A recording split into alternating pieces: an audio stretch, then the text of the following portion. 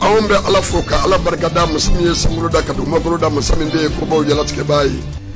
kafo kenemi ni maliden be kelengele nabi yere yala ni yo kene sigile aso final jamana ga kenedo maliden nyuma ga kene sigile no ni go aso final abe jamana kono de ngofo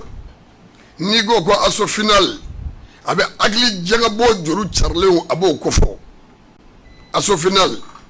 ale jamgo kuraye mimbe jina maya sibiri o sibiri ka damene nege kanya mugwa foka se nege kanya mugwa kele minute bi sababa sanfe wati mi sumambe ga dama sa mami yo ko jalatike baye oye flow day dada bu go ko belebele awoy kunta ga suna ni farda no de burama jaloy belebele ka belebele nangama ngol jagboyer maison nanya burama jalo nanya fo ambe fulibla nga musukwa nyuma no ya wulu baye amba fo ka fulibla na ga demba ya bema ala ga nga sibiru cheya amadun sise ni yanskile kenela odo kenemi na ma nyina ma ya sibiri sibiri ka damne nege kanye mugwa ani kele minute bisba na bebe minute bi koronton oma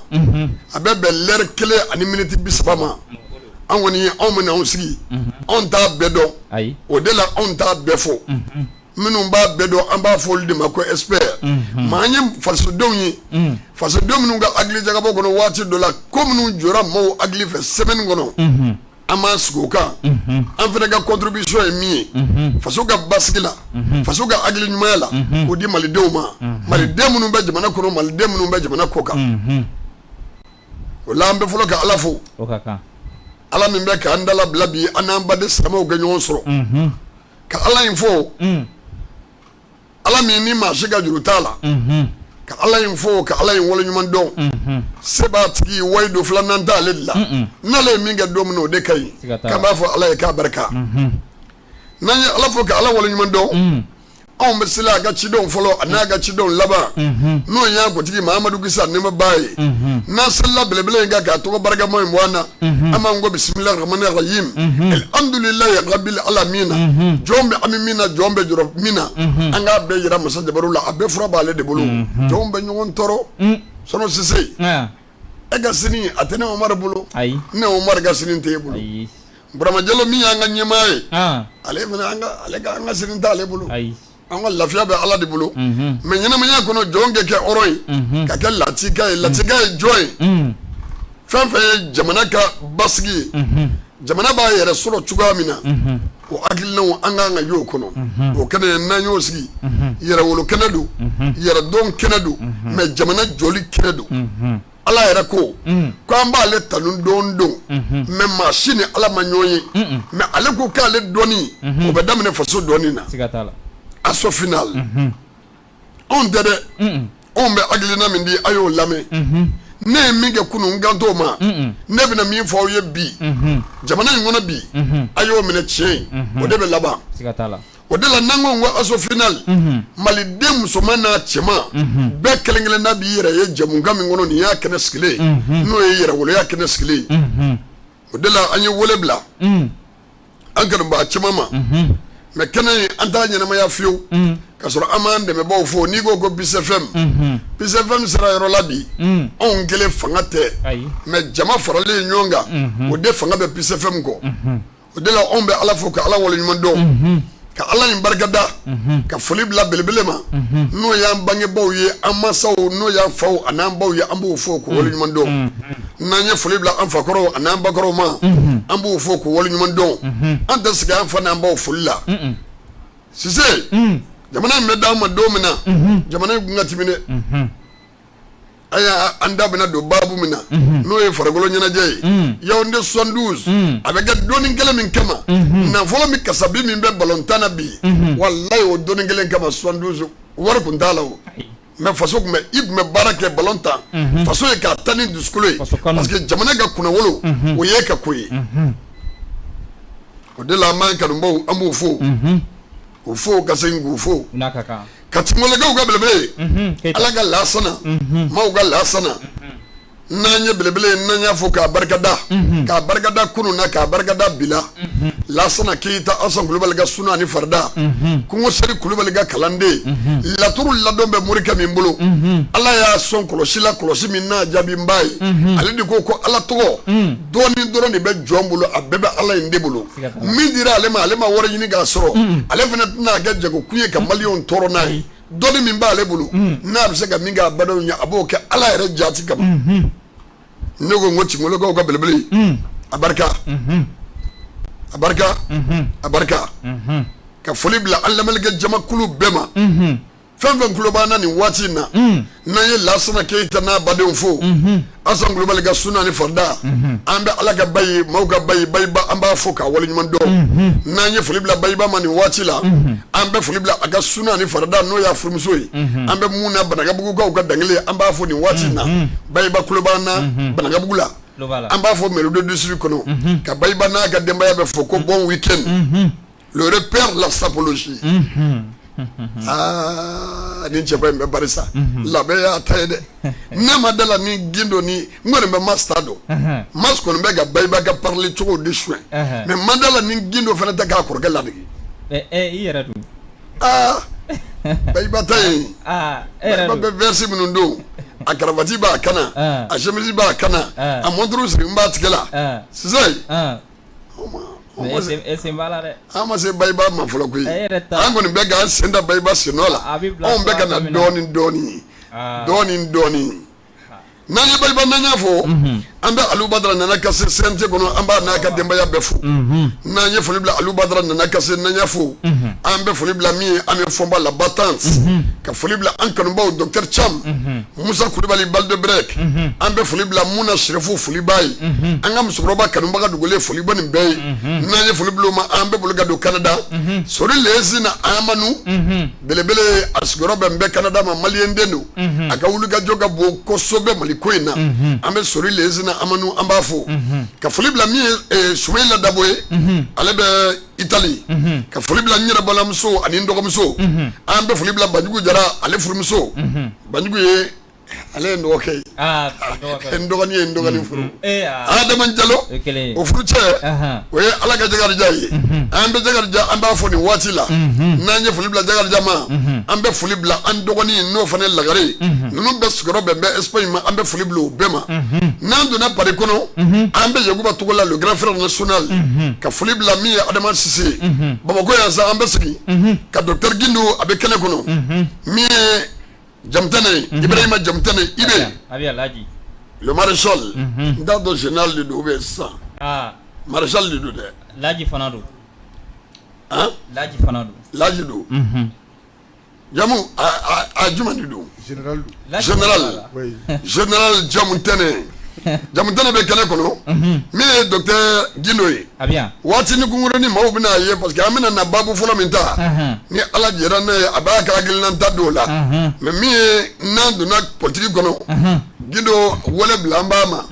CEDEAO bɛ ka min k'an na a bɛ ka ɲɛdɔnya min k'an na ne ko n ko Gindo ti yan nin ko ni Gindo nana don o don n b'a fɔ a ye Ala ye Gindo na n y'a fɔ a ye Gindo ko k'a bɛna CEDEAO jaabi min y'an ka belebele ye le stratège l'icône de toute une génération n'o ye le patriote engagé Santo Ala ka Santo maaw ka Santo musokɔrɔba de ye Janjigilakaw ka kɔnɔ yeele an bɛ Santo fo a sigi a kɛrɛfɛ Janjigila ka den fana bɛ yen a ye n'a bɔra Wasolon ka na sigi Janjigila an bɛ foli bila ne yɛrɛ dɔgɔkɛ ma n'o ye Cheikh ne Sidibe Ala ka Cheikh maaw ka Cheikh ale de ko k'ale ka kɔɲɔso kɔnɔ maa t'ale bolo don ale muso ka dumuni na k'a tobi ka d'a ma ale bɛ bɔ n'a bɛɛ restaurant la a kɛra ten Cheikh ka farin dɛ Cheikh ka farin dɛ a bɛ se ko la Musa Mariko Musa a bɛ yen Musa kalakalani ale bɛ k'an di diɲɛ ma diɲɛmaw bɛ k'an ye nin waati la anw bɛ kuma la yan Bugu kɔrɔ yan Burama Siginba ka gɛrɛ na Dawudabugu la a ɲɛ b'an na ni waati na sori lezi na amanu belebele na dambe Canada waati gele vena sori sigimbe Canada ga salon belebele nguna abe ga amfle yago togola alebe ga amfle Paris adaman jallo no embalam so ni ndogom so alebe kalame Espagne ambe fulubulu bema Musa Kembe ga shuya do barala ya jallo ale de ba kenyonga ka di Musa ma Musa ba tawla ka amola ka soro ka mamu ndado waati do la najimena abe tulubule ni ka di mo sunnata atake ba shega na be de sai sise ira ni shu ampa bashi ti la ko ni toro foitena tabarkala bi ala tanu jamaadu bashi foite maramdo bashi foite tabarkala ami pelage so ki vena ganga da suguri ya nala sonama doni sando tata suguri de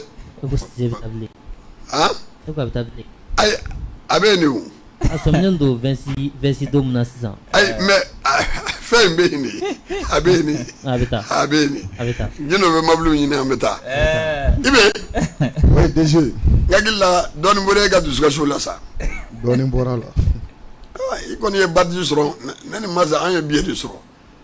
ini ban menyonga ani Mamadou ouais ay mi ya on fere o yewu voilà an fere o ye donc akoko ni nera madala nan na to so no manu gani tayo je kumba chema ouais je drama delika fata ne DG drama delika fata ibe foli me bla ikran boma ambe foli di bela jelema tabarkala wati na mama be ka PCFM la me munu be kan suis pas juste en fait ambe foli di bela jelema ka foli di irema ka chesiri la jamana jola mama be kenen kan ambe foli di bela jelema ka befu ka bewolo mando ya foto muna bitatina ke bashina na me deseni ala sonama mais ibe exe Broma Diallo Mas jagina jara comme chaque siribe comme ga so manga dawma aye mo wole parce que aye mo wole mo bora ya ko wole la meka bo foka da gazi chibola exe o manga wole imoga cour de justice na kanga wole doni sado ganga wole de ye mo wole foka de madame ke o parce que na gilla Joseph ne dossier de ganga ke wole la e menu tage wati be lerta la seconde ta la minute ta la gazi ki wati be e nguye mo wole ko mo ke bo ye mo wole ko mo ke bo bi ko galera ajabi babulo abena na njabi o shek yara du bashiti la ko bashite tabarkala mifo ka lamɛbaga bɛɛ lajɛlen fo ka kulubana ni wagati na ni fɛn fɛn ɲɛbana PCFM ka page direct sanfɛ an bɛ bɛɛ lajɛlen fo fɛn fɛn bɛ plateau kan ani bugu sanumanba in kɔrɔ an bɛ bɛɛ lajɛlen fo ɲɛma i filɛ nin ka mun fɔ nin an ye maaw kɔni wele tiɲɛ yɛrɛ la mais ne bɛ fɛ ka maaw y'u ka devoir kɛ jamutɛnɛ jagine Broma Diallo Mas ne bɛ fɛ ka wele cour de la justice la i mo tala parce que an kana ɲɔgɔn ne u binan kan u kɔni u ye min kɛ na ala baara tɛ maaw fana ye min kɛ nin ye ka maaw labɔ fo ka taa biɲɛ dɛsɛ adamadenw na depuis ala ye n da ko n ye Saint-Diversi marché tagali daminɛ ma deli ka ni ɲɔgɔn jama ye ɲɛ la ne yɛrɛ siranna sa ne sigilen bɛ waati dɔw la ni mɔgɔw girinna ne bɛ kulen ko fanta ne tɛ ka sira jama dɛmɛ tɛmɛ wale tɛmɛ jama tɛmɛra ne kun siranna tribune ɲɛ o tiɲɛ yɛrɛ la maa kan ka siran ne kun siranna dɛ sabula maaw bɔra maaw ye appel u y'a mɛn wa u jeniyɔrɔ fi tabarikala Santo Cissé an ka babu fɔlɔ bɛna kɛ min ye o bɛna kɛ Mali Tunisie n b'a fɔ n ko a kɔni kɛra fɛn dɔ y'an bolo o de la an ye jamu wele nin yɔrɔ in na jamu k'i sigi a k'a fɔ an ye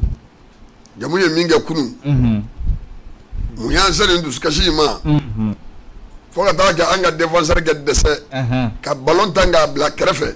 ballon tan ka taa cɛmancɛ la ka dɛsɛ o la fo ka taa ballon don a yɛrɛ ka jɔ kɔnɔ kunnasiri min kun b'u la denmisɛnw na kunun ubiyɛn u ye zamɛ min d'u ma o y'u dɛsɛ de ka ballon tan wa jamu kunun ta yen Mali Tunisie a kɛra cogo di. Bon DG y'a fɔ cogo min na an bɛ segin ka foli di bɛɛ lajɛlen ma kunun an ye jama wele Saint-Diversi marché kɔnɔ 17h waati Tunisie Mali an bɛ se k'a fɔ kabini 14h déjà maaw ye doli daminɛ terrain kɔnɔ ne yɛrɛ donna terrain kɔnɔ 15h20 waati o y'a sɔrɔ terrain kɔnɔ an bɛ se k'a fɔ tɔ t'a la bilen jama bɔra i n'a fɔ i yɛrɛ y'a fɔ cogo min na ni CAN 2002 match d'ouverture tɛ Mali libéra 26 mars a famana ka kɛ tan tellement jama bɔra maaw welela maaw sɔnna u bɔra n ko Mali libéra don a b'a hakili jigin Ala ka Seydou la Seydou bilen Jɛnɛbilen Seydou effectivement Ala ni o y'a sɔrɔ Georges Weah ale ye bi don an na a gannen dolati tɔ tolen sanga 5 Seydou ye maliyɛn bɛɛ lafiya o kɛra ya 2002 jama in bɛ maaw hakili lajigin o la i y'a fɔ cogo min na Mali Tunisie Mali Coupe du Monde Qatar 2022 match de barrage de don taa ani segin ni min ye sebaya sɔrɔ o fila faralen ɲɔgɔn kan o b'a ka sɛbɛn sɔrɔ ka taa Coupe du Monde kɛnɛ kan déjà Mali ma deli ka se Coupe du Monde kɛnɛ kan ni dun ye Tunisie ta k'a lajɛ o sera siɲɛ 5 o b'a yira k'a fɔ espérance bɛ Tunisie la u degunnen la ka tɛmɛ an kan mais comme dolanci n'i y'a ta k'a lajɛ DG jama bɔlen kɔfɛ ka d'a kan dolancilaw y'o de laɲini ko maaw ka bɔ kosɛbɛ ni bɔli tɛ fila ye maaw ye du kɛ maaw bɔra tile kɔrɔ i n'a fɔ i yɛrɛ y'i da dɔ la cogo min na gazi cir'u la o bɛɛ la u donna terrain kɔnɔ pour que ka se ka taa équipe supporter mais n'i ye jateminɛ dɔ kɛ Mali jouera ni maa 11 fɔlɔ min ye déjà hali n'a sɔrɔ Magasuba bɔlen CAN na maa caman tun y'a jira k'a fɔ ko k'a labila mais fédération ɲɛmaa n'o ye Mamutu Ture Bajo ka taa se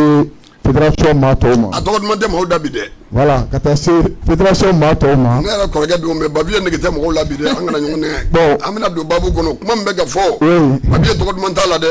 effectivement y'a fɔ cogo min na u ye Magasuba u y'a to yen k'u bɛna ancien joueurs far'u kan i n'a fɔ Basala Seydou Keita Cédric Kanté ka taa se Frédéric Kanouté ma an ye k'a fɔ olu farala kan a conférence bɛ kɛ don min na Babi y'a jira k'a fɔ ko désormais ko tɛna to Magasuba kelen ka décision ma o b'a jira k'a fɔ kunun baara min kɛra Magasuba kelen tɛ maa bɛ a kɛrɛfɛ ka taa se fédération ɲɛmaa ma bɛɛ sen bɛ a la déjà ne ka remarque fɔlɔ kɛra mun ye Mali jouera ni maa 11 fɔlɔ min ye ne ka faamuya la o de échouera degeli karamɔgɔ bolo déjà n'i ye Mali ka kɔfɛla ta k'a lajɛ an bɛ bɔ CAN na waati min na ni éliminatoire match minnu kɛra déjà Mali ye match 6 kɛ Coupe du Monde éliminatoire la ka kɔn kunun ɲɛ Mali ye 11 de don 1 kuma bɛ Mali kun ni kunun tɛ bon n'i y'a ta k'a lajɛ an ka kɔfɛla la Falaye kun banalen don hali n'a sɔrɔ Falaye de bɛ jouer axe kɔnɔ mais yanni Falaye ka na axe kɔnɔ Mamadou Fofana Nozo o ni Kiki de tun bɛ jouer ne bolo kunun maa 11 fɔlɔ yanni ka Musa Sisako la don axe kɔnɔ denmisɛnnin de don san 21 a ye match kɛ Mali contre Mauritanie Coupe d'Afrique kɛnɛ kan an bɛ se k'a fɔ a donna deuxième mi-temps o y'a sɔrɔ pression tɛ dolanci la bon ni match ba sugu match min bɛ ni tension b'a la ni Maliden bɛɛ sigilen don k'a makɔnɔ denmisɛnnin don i y'o bila axe kɔnɔ Kiki kɛrɛfɛ ne bolo o kɛra fili ye fɛn min ye Mamadou Fofana Nozo i tun b'o de bila changement kɛla o de la don axe kɔnɔ Mamadou Fofana de b'an dɔn merci an ye match caman kɛ ani Kiki bɛ ɲɔgɔn faamu et puis malien bɛɛ b'ale de dɔn bon denmisɛnnin in kɔni a ma fɛn kɛ bon exe ne bɛ se ka ɲininkali fɔlɔ min k'e la o i ko parce que i yɛrɛ ka kɔrɔfɔ daminɛ na i ko maa 11 fɔlɔ min donna parce que n'i y'a lajɛ don min na anw ma Tunisie ci les 11 joueurs n'i y'a 11 joueurs lajɛ a 11 fɔlɔ min donna yɛlɛma min kɛra la nin sen na joueur 5 de falila la joueur 5 ɲɔgɔnna de falila la bon nin bɛɛ bɛ falen mun na i ye mɔgɔ min ci kunun i nalen bi k'i n'o bɛ jouer i bɛ taa mun falen nin ko la est-ce qu'il était obligé ou bien Magasuba t'a yɛrɛ bolo de ne y'o de fɔ n ka kuma daminɛ la n ko Bafe ka conférence la a ko joueur kɔrɔw bɛ na Magasuba yɛrɛ taara fɛn min ye degeli karamɔgɔw ka tɔn na ka taa f'u ye minnu kɛra bɛɛ ka yafa ma u ka n'a dɛmɛ degeli karamɔgɔ dɔw tun bɛ terrain na minnu fana bɛ ka appuyer o de kama n ko nin jaabi a bɛ taa di maa sen tun bɛ nin ko la bɛɛ sen b'a la parce que déjà Bafe yɛrɛ y'a fɔ ko décision tɛna to Magasuba kelen ma bilen o b'a jira k'a fɔ Magasuba kelen ka décision tɛ n ye n da don kɔfɛla la sisan fɛn min Musa Sisako ale ni Nozo t'a la Nozo de tun kan ka jouer bon ni latéral fana lajɛ bi Mali latéral droit maa min bɛ jouer a la ka kɔrɔ o ye Amari Traoré déjà carton jaune bɛ Amari bolo i bɛ misi bɛ waati min na CAN na bɛɛ b'a dɔn Isaka Traoré bi Isaka Samake plutôt n'a bɛ hɔrɔnya se la latéral droit la bi a bɛ se wa balle arrêtée a b'a ɲɛdɔn Mona amari ibaba maritina je lateral go problème de mona te chaka wole o fana ye fluido ni nana chamanche la be kule la ko Abdoulaye Doucouré abe Everton na ashibe sa mo wan kononton kabna fitini Mali ba ko aya ga fo ni wati na aya ga fo grâce ka doya France national fait aya cordia na jeu Mali fait bon le match sugu c'est vrai après Bolontana ikulu ni bolo ka koro ne bolo be dulanci damna lodi abi sigi panga folo ba laje ibaga chance dama deuxième mi-temps et c'est kana ni maye kana be ga ko bula dreti o chamanche ore soit mo e famille chamanche Mohamed Kamara walma lu jeng ikmo be chamanche la do o kara majabe ni teranga flankele fe nene dorjilal 100 ans anu konontondo a formula gidarsila avec quoi faire ça comme ça ni fitini le match sugu iba fana to karafe munu me maluda ni ibe ni la do fo parce que olu degene no match sugu la olu be malunda yɛrɛ doni kunu ay tregeli kala o kɛra majɛ mais fɛn min Abdoulaye Diabita bon ne bɛ se k'o faamuya parce que Abdoulaye ye maa ye bi vétéran do expérience b'a la ɲɛfɛmaa do o doni kɔni ne tɛ problème ba o la mais n filɛ ka maa minnu fɔ nin ye ninnu tun man ka dolanci daminɛ Magasuba ka maa 11 fɔlɔ DG o de man ɲɛ o de man ɲɛ a bolo an bɛ se k'a fɔ o kɛra fiɲɛba ye. Jamu oui Mali y'i se bɛɛ kɛ Mali ɲɛmaaw y'u se bɛɛ kɛ nin ko in na fɛn fɛn kan ka kɛ an y'a bɛɛ kɛ n'i ye organisation lajɛ nul parce que aw tɛ se ka taa billet bɔ bi nin ntolantan in a ye une dimension nationale et internationale k'aw bɛ taa maa damadɔ kɛ billet san u ye billet san maa y'a lajɛ ka billet di balontannaw supporters ma billet tun man ka kɛ fɛn ye k'o bɛ kɛ bɔgɔdaga kɔnɔ ko mɔgɔ si ni tɛ boli min sɔn ka don d'abord o kɛra gɛlɛya fɔlɔ ye n'i ye a lajɛ fɛnɛ Magasuba ka baara an y'a ye o Serubilen welela Frédéric Kanouté welela an y'a ye Cédric Kanté ninnu bɛɛ tun bɛ yen Basala Touré ninnu bɛɛ tun bɛ yen c'est bien parce que a ye alima min kɛ sɔn ka na jouer Mali fɛ Basala sen b'a la o parce que Basala dɔgɔnin de don donc an b'a dɔn k'a fɔ o contribuera kow la pour que kow bɛ se ka ɲɔgɔn sɔrɔ olu ka hakili ɲumanya kɔnɔ n hakili la Mali kun kan k'a yɛrɛ sɔrɔ an ka entame de match la balontan daminɛ na Mali kun kan k'a yɛrɛ sɔrɔ mais ne ye min faamuya balontan in na est-ce que bi anw bɛ se k'aw sigi k'a fɔ ko ICU b'an bolo wa. bon Mali ICU tɛ Mali bolo balontanna b'an bolo ICU t'an bolo parce que Magasuba y'o de yira e tɛ se k'a faamu nin match ba sugu changement 5 o b'a yira k'a fɔ ICU de t'i bolo ICU dɔ de sigilen kan ka k'i bolo hali n'i bɛ yɛlɛma k'a la a tɛ tɛmɛ 1-2 kan mais fo maa 5 minnu yɛrɛ famana équipe nationale ma o de allié la o b'a yira k'a fɔ équipe de tɛ Mali bolo Magasuba tun bɛ ka équipe de ɲini automatisme tɛ yen voilà foyi tɛ yen hali ni ye bin don cogo ye a bɛ sɔrɔ de fɛ kɔfɛla la Musa Sisoko ani Kiki u ma ɲɔgɔn faamu fo ka taa se Bozo ma parce que u degelen tɛ ka jouer ɲɔgɔn fɛ a ye pasi bila ka taa kɔfɛ bon balontan yɛrɛ la balontan bɛ a bɛ yɛrɛ b'a yira k'a fɔ n'i bɛ balo lasigi kɔfɛ défenseur i b'a jɛgɛ jɔ ma de a tɛ tile jɔ cɛmancɛ ma mais n'i y'a lajɛ mɔgɔ minnu tun bɛ Mali tun bɛ logique min kɔnɔ Ibrahima Bozo Miburu ale de taara kɛrɛfɛ a ye balo pase Kiki ma bon Kiki bɛ balo lasigi waati min na Musa Sisoko ma normalement Bozo tun kan ka sigi k'i yɛrɛ replacer ale fana m'o kɛ bon Musa ale yɛlɛma dɔrɔn a ye balo ta ka taa. parce que Bozo m'a bila kunna ko Musa bɛ balo. merci bon ni sixième de jeu lajɛ balontan n'a taara ta a bila kunna n'a bɔra a bɛ segin an fɛ ale de y'a di don ma ale fana tun kan ka sigi k'i replacer de bon hali n'a sɔrɔ Musa a ye fili kɛ a ye balo bila ka taa Bozo ni Galabu tun b'a la a yɔrɔ la Bozo tun bɛ se ka balo kunbɛn ka i sɛnɛ k'a labɔ mais ne ka faamuya la ale ye ka balo to yen ale yɛrɛ bolo k'a to dun finalement a ye balo min na don k'a bɛ taa o y'a sɔrɔ c'est trop tard et au départ cɛ bɛ balo bila waati min na n'a kun bolila Galabu kɛnɛya la parce que a tɛ se k'a minɛ n'a y'a minɛ o carton rouge i b'i sigi i bɛ tactique kɛ ka balo ta i b'a bila kɛrɛfɛ bon ale ma se k'o kɛ o de tun bɛ se k'a k'a solution ye bon mɔgɔ min ye bi 1 sɔrɔ k'o don déjà sanga 36 o y'a sɔrɔ Tunisie ka 1 don an yɛrɛ bi don an yɛrɛ la bon min ye bi don n'o ye Musa Sisoko ye mentalement ça ne va pas bon a bɛ se ka kɛ degeli karamɔgɔ tun bɛ k'a jateminɛ n'a bɛna labɔ déjà sanga 4 dɔrɔn a ye rouge ta bon i tɛ se k'a fɔ k'i bɛ jigin encadrement na parce que k'a moralement ko k'a labɔ déjà sanga 4 kɔnɔ hali ni mɔgɔ k'a bɛ préparer k'o ladon i bɛ se ka jigin encadrement na quoi déjà 36 minutes à Bido, 45 minutes à carton rouge, 4 minutes. Déjà, le temps Pétiana Malibou. Namanye 11h30,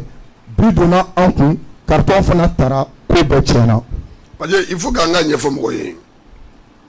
Un entraîneur est différent d'un sélectionneur. Oui. Un entraîneur est différent d'un sélectionneur. Oui. Le sélectionneur, le boulot d'un sélectionneur, genre Baudi Bina Douma, c'est à toi maintenant qu'un automatisme créé, genre Nunyonche, constituer une équipe. Sur le ballon d'eau de Kabamou. Parce que tant que dans les maïres, quand genre nous, clé dourou, clé nani, à deux clés ça va. Maintenant, il y a donné à des gens qui nous, John et John Benyon Fomou. C'est comme ni bi ni on blabe bi se fem gono ni brama ye kuma min damene drone ba da abata la ba robina abi fodi mako automatisme no de dem saw ni nyonche ay balontana minu ye kunu ay now signa sini ka joni et Tunisie banchi iba kelen jatimine balonta imbe pendant 88 minutes Tunisie ga anga gardien ma ballon fo yimine Tunisie on capture là ex yo remarqué que pendant 90 minutes, Tunisie m'a tiré fait, il faut que Malikou, comme Mali gardien amené. Ça veut dire que Tunisie ont un jeu défensif là, parce qu'il y a des Kouagare. Bon, il y a venu au Darani victoire, mais ne peut même faut Jamten ne peut faire gagner une Minkila. Et est-ce que nous bête ça vous connaît en organisation dit? Parce que ne m'a fait mal quoi. Parce que Demzani nous gagne ce soro. Il faut que nous nous remuons là, au lieu de gagner en femme. Est-ce que nous avons fait un Mali Balonta et Chamangela? Oui, déjà, il faut au bas là, déjà, moi, mon ouvreur flané kana. Quand on entraîneur ou quand, les Benaka Aklina, on m'a donné. Déjà, mon mère m'a reçu à aller au calé expert FIFA. Bon, allez d'aller mal. FIFA. Oui. Le sommet des sommets. Voilà. Bon, nous faisons là quand Wati n'a pas de réunion. Est-ce que Magasoua n'a son longtemps? Est-ce que vous n'avez pas de nous fait? Vous pas problème parce que ma tante qui l'enfant a mis son isco de camp à choisir toujours dit ou bere benani kawa moi je vois que les deux gens tawa m'a bien aliko la DG si on a 11 départs malika défaite bora kabidi bon ñingali mimbi bolo nameno ke labay yananga kuma de toma magasuba et ballon bani conférence de presse mi 6 qui est obligatoire. Oui. Bi ballon tangono bi c'est de wajibi de magasuba qui bampeu carte conférence de presse qui oui carte la mer oui o de ñingal kala vous venez sur la bon fait. OK déjà il faut magasuba yi ba elle n'a sur Tunisien olu kon taro olu tayaki kumana ko interview anu passé bial sur malana et famille radio la magasuba yi ba yi refasota yi ba imosoro ama so ha kuma mais ni ko fana jati mena ay kibaro ni na kono parce que rap me terana kun magasuba ira ka fo ko parce que Mali tira dusukashi be Mali den peka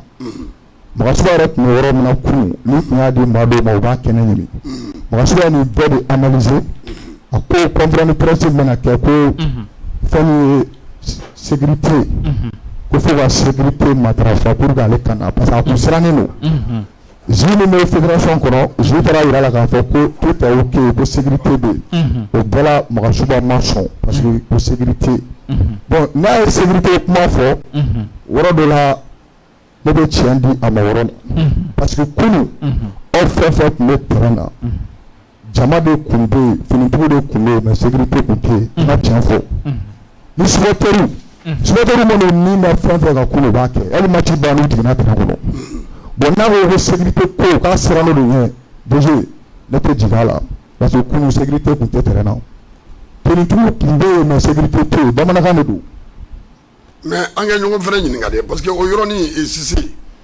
e amena mina kuma dawma o la o be gadere touré sur Mali fene anga na ñone Mali anga sabali nangu nga glan anga na ci awo o kon manka kunu on yere jati mina minke chama ngombe on be traîner et on yere jati mina minke Malien yere tabolo la même dans un stade comportement de mega kabumo aklima donc ni entraîneur yoro magasuba konta a ko ni tun bɛ ɲini k'aw ni tigɛ kunun ballon tan kɔnɔ mais fɛn min kɛra terrain kɔnɔ il est le premier responsable o kɔni o ka jɛ an y'a ye an ye Igu min ci ni an ye Tunisie ci ni Igu min ye Igu dafalen kun t'an bolo a taara yɛlɛma don o la fo joueur 5 a tor'o falen ka tila ka taa joueur kuraw et puis ne jiginna Magasuba la yɔrɔ min na waati min na bin petini ye bidu a yɛrɛ kun psychologiquement i b'a labɔ de c'était un élément de plus pour nous sinon bi bɛ don naani bɛ kɛ Barça la Paris ye joli kɛ Barça la Barça ma tila ka taa labɔ wa o waati de mɔgɔw ka taa remonta terme yɛrɛ créer bi bɛ don i la i bɛ gagner o mais Igu de t'an bolo parce que anw tɛ se ka danger créer Mali organisation système de jouer danger créer t'a la o de y'anw sɛgɛn kunun donc jamu est-ce aller la bi et retour la bi mɔgɔ bɛ se k'i sigi ni ye après tous les leçons que nous avons tirées mɔgɔ bɛ se k'i sigi k'a fɔ retour bɛ se ka kɛ Mali ka faveur ye. Oui, déjà, maa bɛ se k'i sigi n'a ye déjà min kɛra sisan u yɛrɛ y'a dɔn k'a fɔ fili minnu kɛra hali ni ye an ka jalatigi ka interview lamɛn match bannen kɔfɛ Amari Traoré a y'a jira k'a fɔ Tunisie y'u ci yan hali n'a sɔrɔ a tun man ka kɛ ko mais dolanci ale retour de don mais Amari bɛ jouer retour Amari bɛ jouer retour la a ko ni Ala sɔnn'a ma k'alisa an ka tu u kɔ ko qualification k'u bɛ taa ta Tunisie ko Tunisie nana Mali ci yan cogo min na k'u fana bɛ taa Tunisie ci déjà ballon tan de don sanga 90 sigiyɔrɔma 2 de don sanga 180 déjà sanga 90 fɔlɔ o kɛra yan filanan bɛ taa kɛ Tunisie de fɛn bɛɛ bɛ ballon tan na fɛn bɛɛ b'a la an fana bɛ se ka taa Tunisie ci nɔ faut que mɔgɔw fana ka da o la déjà dolantilaw yɛrɛ ye match bannen u bɛɛ esprit kelen de b'u la an fana ka taa Tunisie an ka taa gagner bon ne dun b'a dɔn fana Tunisie ni Tunisie ye match dayɛlɛ Mali k'a dayɛlɛ déjà an bɛ bi don mais an ka ɲininkali kɛ parce que n b'o o fɛnɛ contradiction baden bɛ yen u ye bi min don yan yɔrɔ bi in tɛ kɛ fila ye o fɛ yen dɛ bi ye se ka kɛ fila de parce que anw bɛ taa diyagoya Mali bɛ taa de an tɛ match ɲini foyi ɲini an bɛ taa ko ka Tunisie de ci an taa n'a banna 1-0 la n'a fana gagné 1-0 an taa turu butu la n'an ye 1 bi don n'an ye 1 bi don toujours an kɔni k'u ci différence ye par exemple sisan n'an y'u ci ni 2-0 n'an y'u ci ni 2-0 olu de bɛ qualifier yen fɛ il faut que Burama ka taa Tunisie Cissé a y'a ka minɛnw labɛn a ka taa il faut que an ka taa Chine donc 2-0 rectification n'an y'u ci ni 2-0 Mali de bɛ qualifier parce que an de bɛ fila don voilà donc Mali de bɛ qualifier n'an bɛ gagner ni bi fila dɔrɔn hali n'olu ye bi kelen na an bɛ gagner parce que o b'a jira an taara fila don olu fɛ mais n'an ye kelen don an bɛ taa tiro bi la n'an gagner kelen ani fila mais n'an ye 2-0 kɛ sisan o y'a bannen o kuma caman t'o la o b'u ka garde-à-vous kɛ Assimi tabarikala n'an bɛ sɔnna a ma an bɛ qualifier vraiment an b'i fo an kun mago bɛ ni kunnafoni ninnu na i ka se ka walawalali jɛ ka n'a ye a diyara n ye a bonyana ma Cissé e kelen ka kuma in bɛɛ lamɛn n b'a dɔn e kɔni tɛ ballontanaba ye mais Mali ka di ye kojugu i ye minnu mɛn kunu gazi fili minnu kɛra en tant que Malien est ce que nin ɲɔgɔnna jɛrɛ bilen surtout ni futeni lakata min tun bɛ yen kunu est ce que mɔgɔ kan ka Ala deli gazi ka taa fili o la non mɔgɔ ka laɲini t'o ye nka n'i y'a ye mɔgɔw yɛrɛ mobilisera cogoya min na kunu yanni ballontan yɛrɛ bɛ daminɛ i kun kan k'i sigi ni fɛn bɛɛ ye ballontan in na parce que ne yɛrɛ siran fila tun bɛ ne la ni Mali cira o siran bɛ na ni Mali ni Tunisie fana gagnera fana o siran tun bɛ na parce que pourquoi n'i y'a jateminɛ mɔgɔw bɔra cogoya min na u nisɔndiyalen waati dɔ la o man ɲi u nisɔngoyalen fana man ɲi mais gazi ci ne kun sigilen don n'a ye ko yɛrɛ kɛlɛ mais mɔgɔ wɛrɛ m'a kɛ dɛ fédération mɔgɔw de y'a to gazi cira parce que i da sera a ma biye in kɛra cogoya min na dɛ o de man ɲa o u taara biye ko in kɛ politique ye o a tɛ deli ka ci ye o kow bɛ tiɲɛniw ni fɛnw bɛ se ka kɛ mais ka taa gazi ci mɔgɔw ballontan stade yɛrɛ da la wari bɛ mɔgɔw bolo u tɛ ka biye sɔrɔ mais biye taara min o de kan ka fɔ malidenw ye tant que o ma dɔn ne tɛ jigin kunu mɔgɔ minnu taara ka mankan kɛ k'a fɔ ko fo u ka don parce que n'o kun kɛra mankan kun tɛ kɛ o sɔrɔ biye feerela cogoya min na nin ye a dira jɔn ma voilà ne ka taa mɔgɔ dɔn yɛrɛ i mana mɔgɔ ɲɛna ko n t'a dɔn ni dun ye réseau nin da dɔ ye 500,000 di dɔ ye 1,10,000 sa jamu yɛrɛ filɛ ne y'a wele k'a ɲininka mais a biye i m'a dɔn a taara fan a tununa wa a dunna wa mɔgɔ t'a dɔn a kɛra fɛn fɛn Sando e min ka ballontan ko ka bon e yɛrɛ siranna match ampleur ɲɛ ka to so n bɛ jamu yɛrɛ fo a ye analyse min kɛ i b'a ye ka a bɛ fɛn si dɔn de koyi organisation an ye organisation in dénoncé a bɛ wagati bɔ organisation kɛcogoya ma ɲi parce que tige min kan ka feere 200 anw ɲɛ b'a la k'a fɔ dɔw bɛ k'o tige feere 400 dɔw bɛ k'o tige feere 600 ne yɛrɛ ye mɔgɔ bila ka taa tige ɲini stade la Mariko depuis sɔgɔma fo 14h ma se ka tige sɔrɔ dɔw yɛrɛ taara fédération na u taa o taa a b'a sɔrɔ ko tige banna mais par contre u y'a fɔ ko mɔgɔ min bɛ yen nɔ n'o ye tigew san ko dɔw ye 8000 san dɔw ye 10000 san olu mɔgɔ kelen ka tige an b'a la dɔw fana bɛ k'o tige feere mɔgɔ min ye tige san 8000 10000 u ka tampon fana b'a kan k'a kɛ politique ko fana ye Mariko o tigilamɔgɔw fana ka tampon voilà o de kɛra kojugu ye o donc o ye gɛlɛyaba ye côté sécurité aussi Mariko i b'a ye k'a fɔ lakana ma sabati kosɛbɛ a yɔrɔ kɔnɔna la parce que ni ɲɔgɔnna dolanta modèle i b'a ye k'a fɔ lakanabaw kan ka bɔ ka caya a dɔ wɛrɛ ye jumɛn tuguni jamu tɛna da sina ma n'o ye le 11 rentrant ye an ye k'a fɔ gɛlɛyaba yer'o la a filanan fana ye mun ye tuguni Mariko an b'a yira k'a fɔ an ka joueurs individuel ka d'u ye kosɛbɛ parce que ni match modèle bɛɛ tun bɛ fɛ k'i yɛrɛ yira cogo dɔ la sinon i bɛ ko kɛ kunun ni mɔgɔw ɲɛ donc bɛɛ tun bɛ fɛ k'i yɛrɛ yira surtout Jɛnɛpo yɛrɛ action dɔw jɛ an bɛ se k'a fɔ en tant que mɔgɔ min bɛ ka jouer championnat ba la tan ale ma ka ni action modèle jɛ parce que bɛɛ tun bɛ ka kɛ tɔgɔ ɲini a tun bɛ se ka passer a bɛ se ka ye occasion dɔw ye mais u b'a fɔ cogo di ko fɛn dɔ da jɛngɛnna mais a ma bɔn mais n'an ye jira jeu collectif la k'a dɔn k'a fɔ ka kɛ fasoko yɛrɛ ye k'an yɛrɛ ka intérêt fɛn bila k'a fɔ ne bɛ fɛ ne tɔgɔ bɔ ne bɛ fɛ ne de mankaja maliyɛnw ye n'an y'o bila ka jeu collectivement i b'a ye k'a fɔ yɛlɛma caman bɛ se ka na et puis encore collège mun sigira ne y'a yira k'a fɔ kabi ko daminɛ kɔnɔna la n ko collège soit u b'a to Magasuba bolo Magasuba kelen bɛ ko in gérer Siribilen ni Kanute ninnu nin bɛ bɔ a la soit a b'a di Siribilen ni Kanute ninnu ma olu bɛ a ko gérer mais ninnu bɛɛ ka fara ɲɔgɔn kan l'esprit collectif est toujours là. D'accord Jacques i ye mun ye kunun min jɔr'i i hakili fɛ après la défaite du Mali ɲɛma mun bɛ se ka mun fɔ dans un premier temps organisation i n'a fɔ i yɛrɛ da sera a ma cogo min na vraiment ça n'a pas été à la hauteur du souhait tiɲɛ la mɔgɔw kun mago bɛ organisation la ka kɛ cogo min na ka daminɛ billet ko yɛrɛ la ka na se sécurité yɔrɔ ma nin bɛɛ kɛra gɛlɛyaw ye mun ni mɔgɔ caman bɛ jalaki bin sɔgɔma a organiser bagaw kan sabula ne yɛrɛ mɔgɔw ye bi wulada in na u bɛ ka taa mura furaw ɲini sabula gazi minnu cira terrain yɛrɛ donda la donc o kɛra sababu ye ka mura bila mɔgɔ caman na minnu tun bɛ kɛnɛ kan olu caman bɛ se k'a témoigner donc i b'a ye k'a fɔ ko nin balontan sugu surtout ni a ampleur bonyana tantôt an yɛrɛ i ye mun fɔ an ye laseli caman kɛ ka mɔgɔw la galvaniser pour que mɔgɔw bɛ se ka taa terrain na cogo min na ne bɛna Bayiba Sirisi ka se ka Cheikh Burama Diallo Jagbo Jagine Jara ka se jamu tɛnɛ ma an ka wele cour de la justice la pour que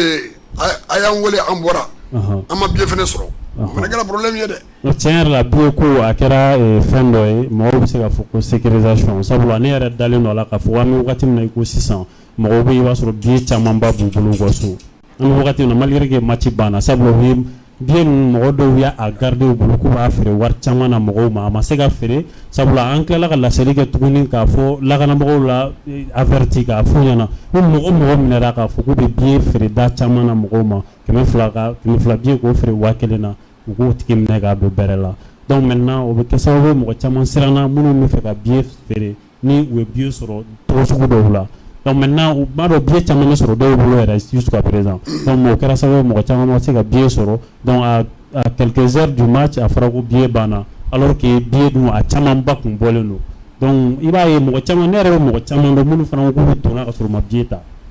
olu donna parce que tellement jama cayara donc vigilance tɛ se ka kɛ yen nɔ donc sécurité minnu kan ka kɛ minnu tun bɛ se ka nin jama in kunbɛn o sécurité tun tɛ yen. u y'o tɔrɔbaso ka don. voilà donc mɔgɔ caman donna minnu yɛrɛ bɛ o de la terrain kɔnɔ n'i y'a lajɛ i b'a ye k'a fɔ jama bɛ hali ale minnu mɔgɔw kan ka tagama yɔrɔ min na librement. bon i b'a dɔn n'i kun mɔgɔw ma se ka tagama yen nɔ ka ɲɛ bɛɛ ye sigiyɔrɔ ye. n'i kun y'i sigi yɔrɔ min na i bɛ to yen de fo ka balontan. voilà donc ne yɛrɛ bɛ mɔgɔw dɔn minnu ko depuis match daminɛ kabini olu donna 16h u ma se ka wuli ka b'u nɔ la fo ka taa se premier mi-temps ma walasa u ka se ka ji sɔrɔ k'a min a kɛra problème ye. bon an ma bɔ o nɔ la dɛ. voilà o bɛɛ ye gɛlɛya ye minnu ni u kan ka éviter an bɛ wagati min na i n'a fɔ période de chaleur mun na ni mɔgɔ min ko c'est comme a ka santé t'a permettre nin fɛn sugu na i b'a sɔrɔ a bɛ kɛ gɛlɛya a tigi ma donc nin sugu ni match bɛ nin ampleur sugu la donc il faut que organiser bagaw k'u hakili to a la kosɛbɛ sécurité ta fanfɛla la ani i n'a fɔ terrain yɛrɛ donda la fanfɛla la donc mais an bɛ mun souhaiter dɔrɔn match nata mun kan ka kɛ Tunisie an ka maaw ka se ka sebaaya sɔrɔ sabula o bɛ se ka kɛ balontan de don tout est possible. d'accord Babu Fulana amena do kono ya jalo ibanga jingle dama le temps que docteur Guindo bi y installé à son final.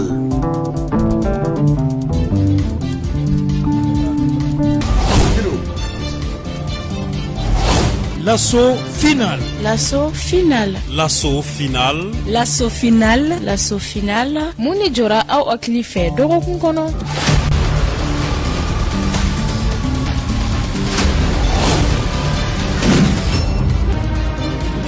Politiki ana konoko. Lakana, soro, seko ani donko. Soro tabolo, kiri, farikulu ɲɛnajɛ, lakana sabatili, sɛnɛ, mɔni ani bagamara.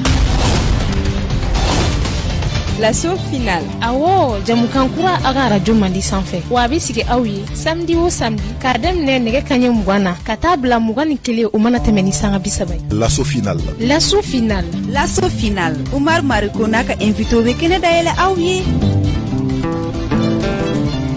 Ya jalo ni waati la an bɛ sigi ka na kumaso kɔnɔ Lasana Keita Tungolekaw ka belebele k'a b'an fo k'an waleɲuman dɔn min ye docteur Guindo ye. Ale donna kɛnɛ na ka fara an kan min ye babu filanan ye sa an bɛna an sigi n'o ye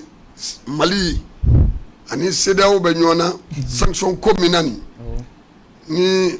la cour de la justice n'o ye Union africaine ka cour de justice ye n'o ye Mali jotigiya ka fɔ min binna an kan sanction min binna an kan CEDEAO jamana ɲɛmaa fɛ a kɛra juguya kɔnɔ a ma kɛ kiri fansi sirasi kan a kɛra bingani dan ye an kɔni an y'o sebaya sɔrɔ yanni an ka don o fɔn na juge yɛrɛ ka don avocat ka don fɔn na ka fɔn discuter mun na parce que sanction in kɔni o ko de ko a sanction in galon dɔ bi galon dɔ sini maintenant ex sanction in bɛna wuli ka bɔ Mali kan de wa ɲininkali bɛ yen ni docteur Guindo i ni su. O b'a ni su DG. Baasi t'i la kɔni. Baasi foyi tɛ n na. Tabarikala. I fo. Ka an ka mɔgɔ bɛɛ fo. Tabarikala. N b'a lamɛn Mali kɔnɔ ani Mali kɔ kan. Ka bɛɛ fo. Technicien fo. Minnu bɛ ka ja bila radio kan ka bɛɛ fo. Tabarikala. An bɛna kuma min fɔ Ala k'a kɛ tiɲɛ ye. Tabarikala. Ala kana baasi b'a la. Ne fili donna kuma kɔnɔ ça an yɛrɛ ka dɔnba la bi. Ça c'est vrai. Ma daba kɔnɔ. D'accord. Sise. Amadou. An ye dara an ka avocat min na k'a daminɛ an ka bâtonnier la n'o ye Ali Mustafa ye Mustafa Cisse i yɛrɛ balima don dɛ Cisse ninnu bɛ ka ko dilan Mali la yan koyi a bɛ se ko la dɛ donc ka wuli ani avocat tɔ minnu farala ɲɔgɔn kan ni bin min kɛra Mali kan ka taa o bin ka nkalontigiya k'a fɔ u binna an kan ko parce que se b'u ye de mais Ala ka tiɲɛ o ye Ala ta de ye o ka kan bɛɛ la an ye jo sɔrɔ mais ne ye maître Konate lamɛn TV5 kan a ko bi kɔni an ye jo sɔrɔ mais min ye jo yɛrɛ a continue ka don a fɔ na ka dɔba kɛ sanction in yɛrɛ ka se ka wuli ka bɔ Mali kan parce que ni sanction in kɛra wuli ka bɔ fɛn ye Mali kan an ye kɔlɔlɔ min sɔrɔ k'a daminɛ le 9 janvier parce que CEDEAO ka ɲagati in binna kan depuis le 9 janvier k'a daminɛ le 9 janvier fo ka se bi la fɛn wɛrɛw Mali bɛna bénéficier fɛn wɛrɛw de la minnu bɛna an dɛmɛ mais an ma s'o ma fɔlɔ parce que a fɔra de ko a kɛ wuli e tɛ se a wulila fɔlɔ ɲininkali tɔ min bɛ yen i kɛlen ka nin décision in mɛn a ye mun k'i la. Bon décision in tun sigira n'a ye parce que diɲɛ kɔnɔ ni ko i bɛ sariya dɔn sariya dɔnnaw fana bɛ yen nɔ diɲɛ yɛrɛ tɛ taa sariya kɔ mais an b'a ye k'a fɔ diɲɛ na bi i b'a ye mɔgɔ min ka girin o de b'a yira ka o b'a sariya waleya ka bénéfice ta k'a ɲɛsin a yɛrɛ ma k'a kɛ i n'a fɔ mɔgɔw tɔw olu man kan n'i ye nin décision in lajɛ ka ɲɛsin Mali ma UEMOA ta in k'a fɔ ko an ka avocat sɔrɔnali dɔnba olu wulila k'u jɔ walasa Mali ka se ka sebaaya sɔrɔ ne kɔni ne kun sigilen don n'a ye parce que tiɲɛ mana mɛn o mɛn don dɔ la a bɛ segin ka na donc tiɲɛ nalen a kɔni a diyara n ye mais n'i y'a jateminɛ k'a fɔ a wulila juridiquement mais politiquement débat bɛ yen bon politiquement ni débat bɛ yen sisan nɔ parce que i b'a lɔ bi fɛn fanba bɛɛ dulonnen bɛ politique de la juridique o ye sariya ta ye a politique siraw fana bɛ yen nɔ mais munna politiquement débat b'a a ko la halisa ɲininkali b'o yɔrɔ de la sisan nɔ n'i y'a jateminɛ ninnu ka sanction tɛ o juguya de don juguya don parce que munna juguya don aw yɛrɛ ka sariya la aw b'a dɔn fɛn min t'a kɔnɔ fɛn min tɛ b'a la munna aw b'a kɛ ɲininkali tɔ min bɛ yen Muna a hakilina ye mun ye a bɛ mun de fɛ mun de fɔra aw ɲɛna jɔnni b'aw kɔ k'aw dɛmɛ jɔnni ko k'aw k'a kɛ aw nana aw y'a ka sariya ta aw yɛrɛ b'a dɔn aw tɛ sariya kɔnɔ ni sariya bɔra k'a fɔ bi tiɲɛ nana an ka waleya mun na aw bɛ bala min tun k'o ti kɛ parce que n'i y'a jateminɛ komi n t'a dɔn CEDEAO fɛ yan a kɔfɛ fana an bɛna don a la n'i y'a jateminɛ hali olu ye sigi min kɛ an ka sariya yɛrɛ bɔ a la don min na o bɛ sanction ta UEMOA ka fɛn na a ma kɛ UEMOA siège la UEMOA siège bɛ Wagadugu de ye n'u taara kɛ Ghana de mun na CEDEAO tiɲɛ don o président o bɛ Ghana bolo a fɛnw bɛ se ka kɛ sinon olu fana ka siège bɛ Abuja de ye mun na UEMOA ta bɛ kɛ yen nɔ et puis ni fɛn bɛ kɛ UEMOA la sisan nɔ a bɛ di UEMOA sariyatigiw de ma k'a fɔ nin jamana an bɛ fɛ ka a ɲangi a bɛ cogo di a bɛ se ka kɛ ou bien a tɛ kɛ ani sariya bɛnnen don ani sariya bɛnnen tɛ o ma kɛ o. mais a dɔnni kelen juguya kama tellement ninnu yɛrɛ da waga tun bɛ Mali kama est-ce que u ye temps di u yɛrɛ ma bilen ka jateminɛ k'a la. mais o de y'a to u yɛrɛ coron parce que ɲɛnamaya fɛ n'i tɛ juguya ta k'i ta juguya fɛ i b'i yɛrɛ coron de o de kama u y'u yɛrɛ coron parce que u b'a dɔn a mana kɛ cogo cogo Mali fana ye sariya dugu de ye sariya dɔnbaw bɛ yan nɔ hali n'a tɛ yan nɔ mɔgɔw bɛ yen mun bɛ se ka Mali défend donc n'u ma sigi n'a ye o don bi o tiɲɛ de bangenen filɛ nin ye an kɔni bɛ mun fɔ an bɛ mun ɲini halisa an ka mɔgɔw ka wuli k'u jɔ tuguni parce que nin sera yɔrɔ min na a juguya fanga a bɛ ka bonya quoi mun de tora sisan nɔ ni malidenw kɔni y'a dɔn k'a fɔ nin y'anw kungo de ye nin tɛ faamaw kungo ye u ka bɔ tuguni k'a fɔ UEMOA sariya mun tigɛra a kɔnɔna na k'a fɔ ko malidenw jo dir'u ma u ka wuli k'a sariya k'a jukɔrɔma tinti kosɛbɛ an b'a laɲini cogoya min na walasa ka se ka kɛ ten tɔ n'o ma kɛ an bɛ to nin tibi taaba de la a bɔra a ma bɔ an mago tɛna ɲɛ u b'a fɔ ko sariya la ka jo dira ma ka sɔrɔ jo ma d'a ma kan ka kɛ forme na n'an bɛ jo sɔrɔ o wale ma kɛ donc an bɛ to retard de la toujours il faut que malidenw de ka bɔ tuguni ka kɛ jamakulu ye k'a fɔ sariya bɔra ka bi k'a fɔ ko anw de ye sebaaya sɔrɔ an ye sebaaya min sɔrɔ o tɛ se ka to dibi la fo ka jɛya fo malidenw de ka bɔ après le 14 janvier n'u ma bɔ foyi tɛ ɲɛnabɔ tuguni inchallah Guindo i ye Sise ka a ka narration lamɛn a ye i sinsin ni fɛn caman ye i yɛrɛ fana ye mun i bɛ mun dɔn o kan DG n bolo an bɛ ka kuma min fɔ sisan bɛɛ tulo b'an na sanction bɛ Badawu 1 Badawu 2 yɔrɔ o kɛra Mali kɔnɔ Badawu 1 ni Badawu 2 Badawu 2 ma mɛn kɛra tile kelen ko ye yanni dugu ka jɛ o y'a minɛ CEDEAO ma kuma o la France ma kuma o la problème foyi tun tɛ yen Assimi 1 baara daminɛra Mali problème tɛ mɔgɔ fila ye koyi CEDEAO wo Union africaine wo UEMOA wo Union européenne wo Nations unies wo Mali politique mɔgɔ min bɛ yan minnu tɛ transition kɔnɔna la bi problème tɛ mɔgɔ fila ye dɛ Sogɛl sanction bɛɛ Sogɛl de kana ka ɲɔgɔn jan dɛ n bɛ ka kuma de fɛnɛ tan ni Sogɛl bɔra yan bi hali n'u ye sanction man ta donc blocage transition blocage micro in naɛlɛn dɔɔni parce que bɛ voilà transition blocage bi ma bɔ micro la dɔɔni transition blocage Sogɛl do sanction ninnu binnen i b'a ye k'a fɔ jamana kɔnɔ bɛɛ ni jɔyɔrɔ don juge ni avocat minnu wulila ka dossier in ta k'aw ka seko n'u ka dɔnko o ye kalan min kɛ jamana kɔnɔ expertise min b'u la u ye université ba minnu kalan kɛ professeur ni doctorat ninnu u y'o de bila en œuvre ka CEDEAO ka décision attaquer devant le tribunal de l'UEMOA o jaabi de nana bɔ tan o jaabi bɔlen minnu y'o baara kɛ janjo kan ka fɔ kun parce que diɲɛ bɛɛ jɛlen Afrique bɛɛ jɛlen u ka décision min ka bɔ tan solution la maliyɛn denw ka sɔrɔ k'o décision attaquer ko tiɲɛ ka d'u ma u b'a yɛrɛ k'a fɔ maliyɛn kɔnɔ bi mɔgɔ kalannen bɛ yen o n'o jaabi bɔra o mesure kan ka kɛ application immédiate de ye a man kan hali dugu jɛ décision de justice a kan ka appliquer avec effet immédiat normalement ne sera jamana de don u ye kɔlɔlɔ min lase a ma sanction kɔnɔna na o pénalité a n'o dommage bɛɛ kun kan ka segin Mali ma perte économique ninnu perte financière ani perte humaine an ye gɛlɛya fɛn sɔrɔ ka sanction kɔnɔna na u kan ka dommage bɛɛ segin si c'est une institution sérieuse deuxième des choses Union africaine ko CEDEAO ye Mali ye CEDEAO attaquer min kɛ UEMOA cour la ko ka décision appliquer cour bɛ tugu des gens nɔfɛ mais comme Cissé y'a fɔ politique bɛ kiiri sanfɛ o ye tiɲɛ ye dɛ politique bɛ kiiri sanfɛ ne politique tun tɛ kiiri sanfɛ CNT tun kan ka ci bi mais argument politique tɛ yen c'est peut-être que politique mɔgɔ de bɛ kiiri sigi mais o politique mɔgɔ kelen bɛ kiiri sanfɛ ni kiiri ka di la don min u b'o kɛ ten n'a man la don min u b'o labɔ ten donc ka kuma résumé c'est faux t'an ye dɛ an bɛ yɔrɔ min na bi jamana 15 de fara ɲɔgɔn kan ka jamana kelen kɛlɛ ani diɲɛ bɛɛ ka fara ɲɔgɔn kan ka Mali kɛlɛ Nations Unies bɛɛ ka fara ɲɔgɔn kan ka Mali kɛlɛ donc o bɛɛ na bi a bɛ ni jɛgɛ ta ka jɛgɛ bila gere kan i bɛ to minnu na tɛ fo ka di sa mais an ka paramètre ye jumɛn ye bi population de bi population ni gouvernement c'est-à-dire que an bɛ yɔrɔ min na bi négociation tɛ yen sisan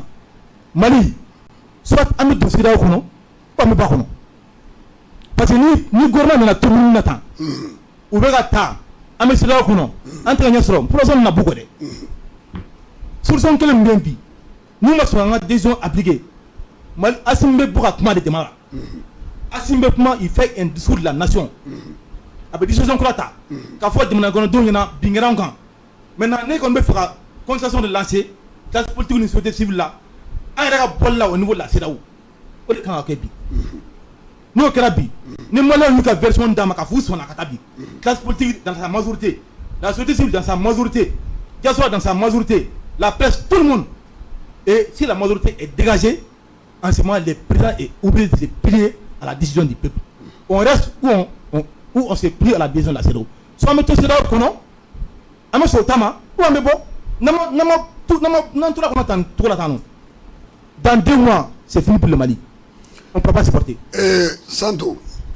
pour la justice que Mali jotigiya k'a fɔ min kɛra Mali la nin bingani yɛrɛ a ɲinama de don quoi a kɛnɛ ka da don dɛ parce que an y'a fɔ waati tɛmɛnenw la an ka bɔlɔsiraw kan k'a fɔ CEDEAO ye texte ta Mali kama u ye sariya ta Mali kama CEDEAO y'a yɛrɛ ka texte bɛɛ lajɛlen violer u yɛrɛ ka sariya bɛɛ violer preuve quand Bazoum était en France Bazoum ko a tɛ CEDEAO texte si kɔnɔ ko ka frontière datugu CEDEAO jamana kɔnɔdenw yɛrɛ dama ni ɲɔgɔn cɛ an dalen don Mali justice la o de kama sɛbɛnw donna mais politique bɛ fɛnw sanfɛ Bazoum bɛ ka nɔni bi dɛ parce que Faransi sous-préfet don i Bazoum Alassane Ouattara fo ka na se a fɛn fɛn bɛ yen nɔ Macky Sall ninnu bɛɛ ye Faransi sous-préfet de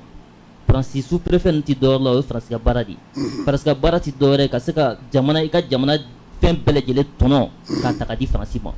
c'est comme Côte d'Ivoire lorsque Gbagbo était Gbagbo ko n'i ye Côte d'Ivoire kagaw lajɛ sur 1000 francs k'i b'a ye k'a fɔ Ivoirien yɛrɛ bɛ mun sɔrɔ kagaw la o tɛ tɛmɛ 200 francs kan Faransi de b'a tɔ bɛɛ lajɛlen ta donc Gbagbo y'o kɛlɛ kɛ k'o dénoncer k'o ɲɛfɔ u ka jamana kɔnɔna la bon n'i ye Faransi ka politique lajɛ Faransi ka politique tɛ dɔwɛrɛ ye o de ye ko anw ka taa élection na parce que n'i y'olu ɲininka démocratie ani légitimité t'i sɔrɔ dɔwɛrɛ la fo élection kɔnɔna la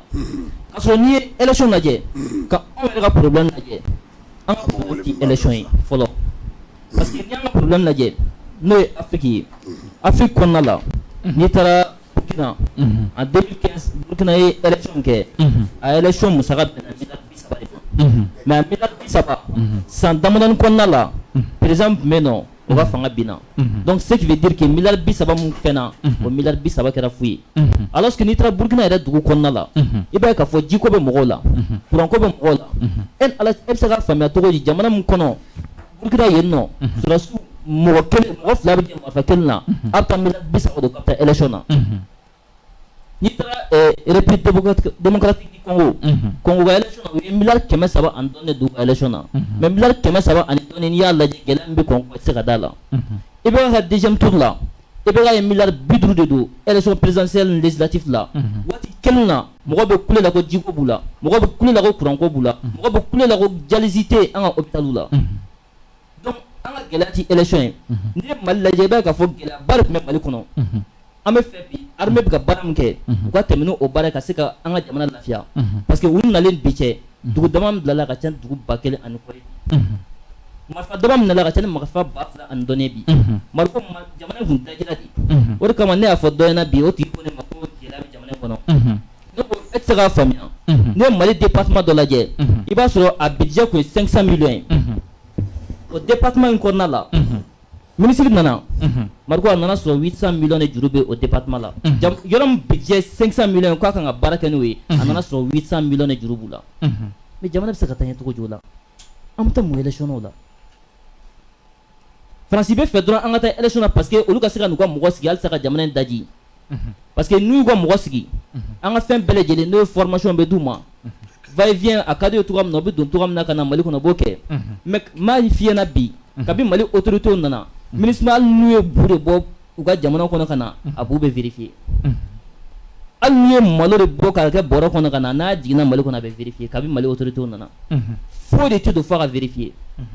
donc au fait ka kabi o kama politiquement bi ou sien d'aller do ba donc fo u sanction muta Mali kama sanction ti tien donc al sabu ga essayer ko be Mali tinsi pour que kasaka anga saka ta élection na c'est pourquoi j'appelle les peuples toujours restons toujours déterminés restons toujours soudés nyanga jamana nyetari citoyen o kama ni Sénégal nyamgo do laje Sénégal nyamgo do ya fo ko l'avenir de l'Afrique comme na jouer Mali le kono ça va se jouer au Mali parce que Mali nyamgo ba sira do ira Mali nyamgo dien kono c'est la l'autodétermination yala madeka ki yere ika sonka yere ka sira kelenta marko odura ne bisaka mone boara madena Mali nyamgo ba tano baradi elles sont toujours déterminées avocat mbeno juge mbeno be barala ni wele bla malen do mo ko wele kan jabi inshallah Cheikh Sidibé nyama yakilla ye santo ka krofo lame nyama ye docteur Gino Talame ye Cissé Talame ibsega mon fraka nyama me mun fɔ dɔgɔdɔgɔnin min o tɛ tɔ foroba seri la ni ye voilà ni bɛ to ka foroba seri kɔni ka dɔgɔdɔgɔnin min o tɛ tɔ a la donc bɛɛ ka jɛ ka min ɲɔgɔn fɛ o de ɲɔgɔn tɛ bon ni ye CEDEAO ka IEMOA an ka collectif mun ni avocat collectif don u ye requête mun don au niveau de l'UEMOA c'est comme mɔgɔ caman y'a ye fasoden caman y'a ye ko c'est salutaire et puis a ye fruit porté aussi donc n'i y'a ta k'a lajɛ i b'a ye k'a fɔ ko fasoden ɲuman fɔlɔ-fɔlɔ a tɛ tɛmɛ nin de kan c'est comme n'i ka jamana bɛ gɛlɛya kɔnɔ jamana ye i b'a fɔ Guindo y'a fɔ cogo min na jamana ye wari de don i la k'i kalan k'i bonya k'i karama donc maintenant o retour e yɛrɛ bɛ se ka mun k'i ka jamana ye c'est comme ni avocat kolo in ye o de waleya nin ye tantɔ donc n'i y'a ye k'a fɔ ko CEDEAO ye farala IEMOA kan IEMOA farala CEDEAO kan ka Mali ka a sanctionné donc k'a fɔ ko foyi ma bɔ a la donc n'i y'a ye o kɛra ce qui veut dire que fɛn caman de bɛ yen nɔ minnu farala ɲɔgɔn kan Mali kɔnɔna la yan nɔ n'o ye fasoden yɛrɛ caman bɛ yen nɔ minnu ye a yira k'a fɔ ko jamana bɛ fɛ ka bɔ nɔgɔ la de jamana bɛ fɛ ka bɔ bolo la de ni o ye Assimi ni a jɔɲɔgɔnw ye olu ka wuli ka jɔ donc o tɛ an bɛ jamana mun kofɔ kuma bɛɛ n'o ye Faransi o t'o fɛla ko ye Mali ka bɔ nɔgɔ la Mali ka se ka bɔ a yɛrɛ la o t'o fɛla ko ye donc o de la fara ɲɔgɔn kɛra yaasa ka sanction ka bin an ka jamana kan donc n'i y'a ye sanction bin an ka jamana kan fana donc maintenant ni fasodenw wulila k'u bolo di ɲɔgɔn ma donc sanction a bɛ wuli donc dɔɔni de don a bɛ wuli par étape donc étape fɔlɔ an bɛ se k'a fɔ o kɔni o sɔrɔla donc voilà u gagnera donc a tɔ ye jumɛn ye i b'a fɔ docteur y'a fɔ cogo min na i n'a fɔ a tɔ ye mun ye i n'a fɔ sanction in yɛrɛ a ye kɔlɔlɔ jumɛn na s'an ma jɔn ni jɔn ka baara tiɲɛna jɔn ni jɔn ka jago tiɲɛna jɔn ni jɔn balila ka taa a ka fɛn dɔ ta Dakar ka na jɔn ni jɔn balila ka taa a ka minɛnw ta Lomé port la ka na donc o bɛɛ ye gɛlɛyaw ye minnu ye fasoden caman sɔrɔ donc o fɛn o bɛ réparer cogo di donc olu bɛɛ bɛ tila ka solutionner dɔɔni dɔɔni donc an bɛ avocat collectif mun farala ɲɔgɔn kan ka nin waleya in ka a sigi sen kan vraiment c'est salutaire. Tabarikala. Ya jalo ni waati la an bɛ asso final yan'an ka don an ka troisième thème kɔnɔ an bɛ asso final an b'o lamɛn.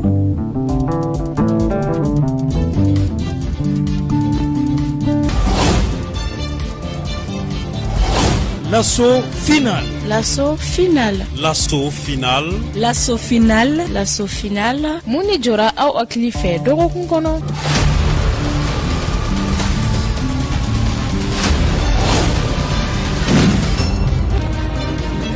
Politiki a n'a kɔnɔko, lakana, sɔrɔ, seko ani dɔnko, sɔgɔ taabolo, kiiri, farikolo ɲɛnajɛ, lakana sabatili, sɛnɛ, mɔni ani baganmara.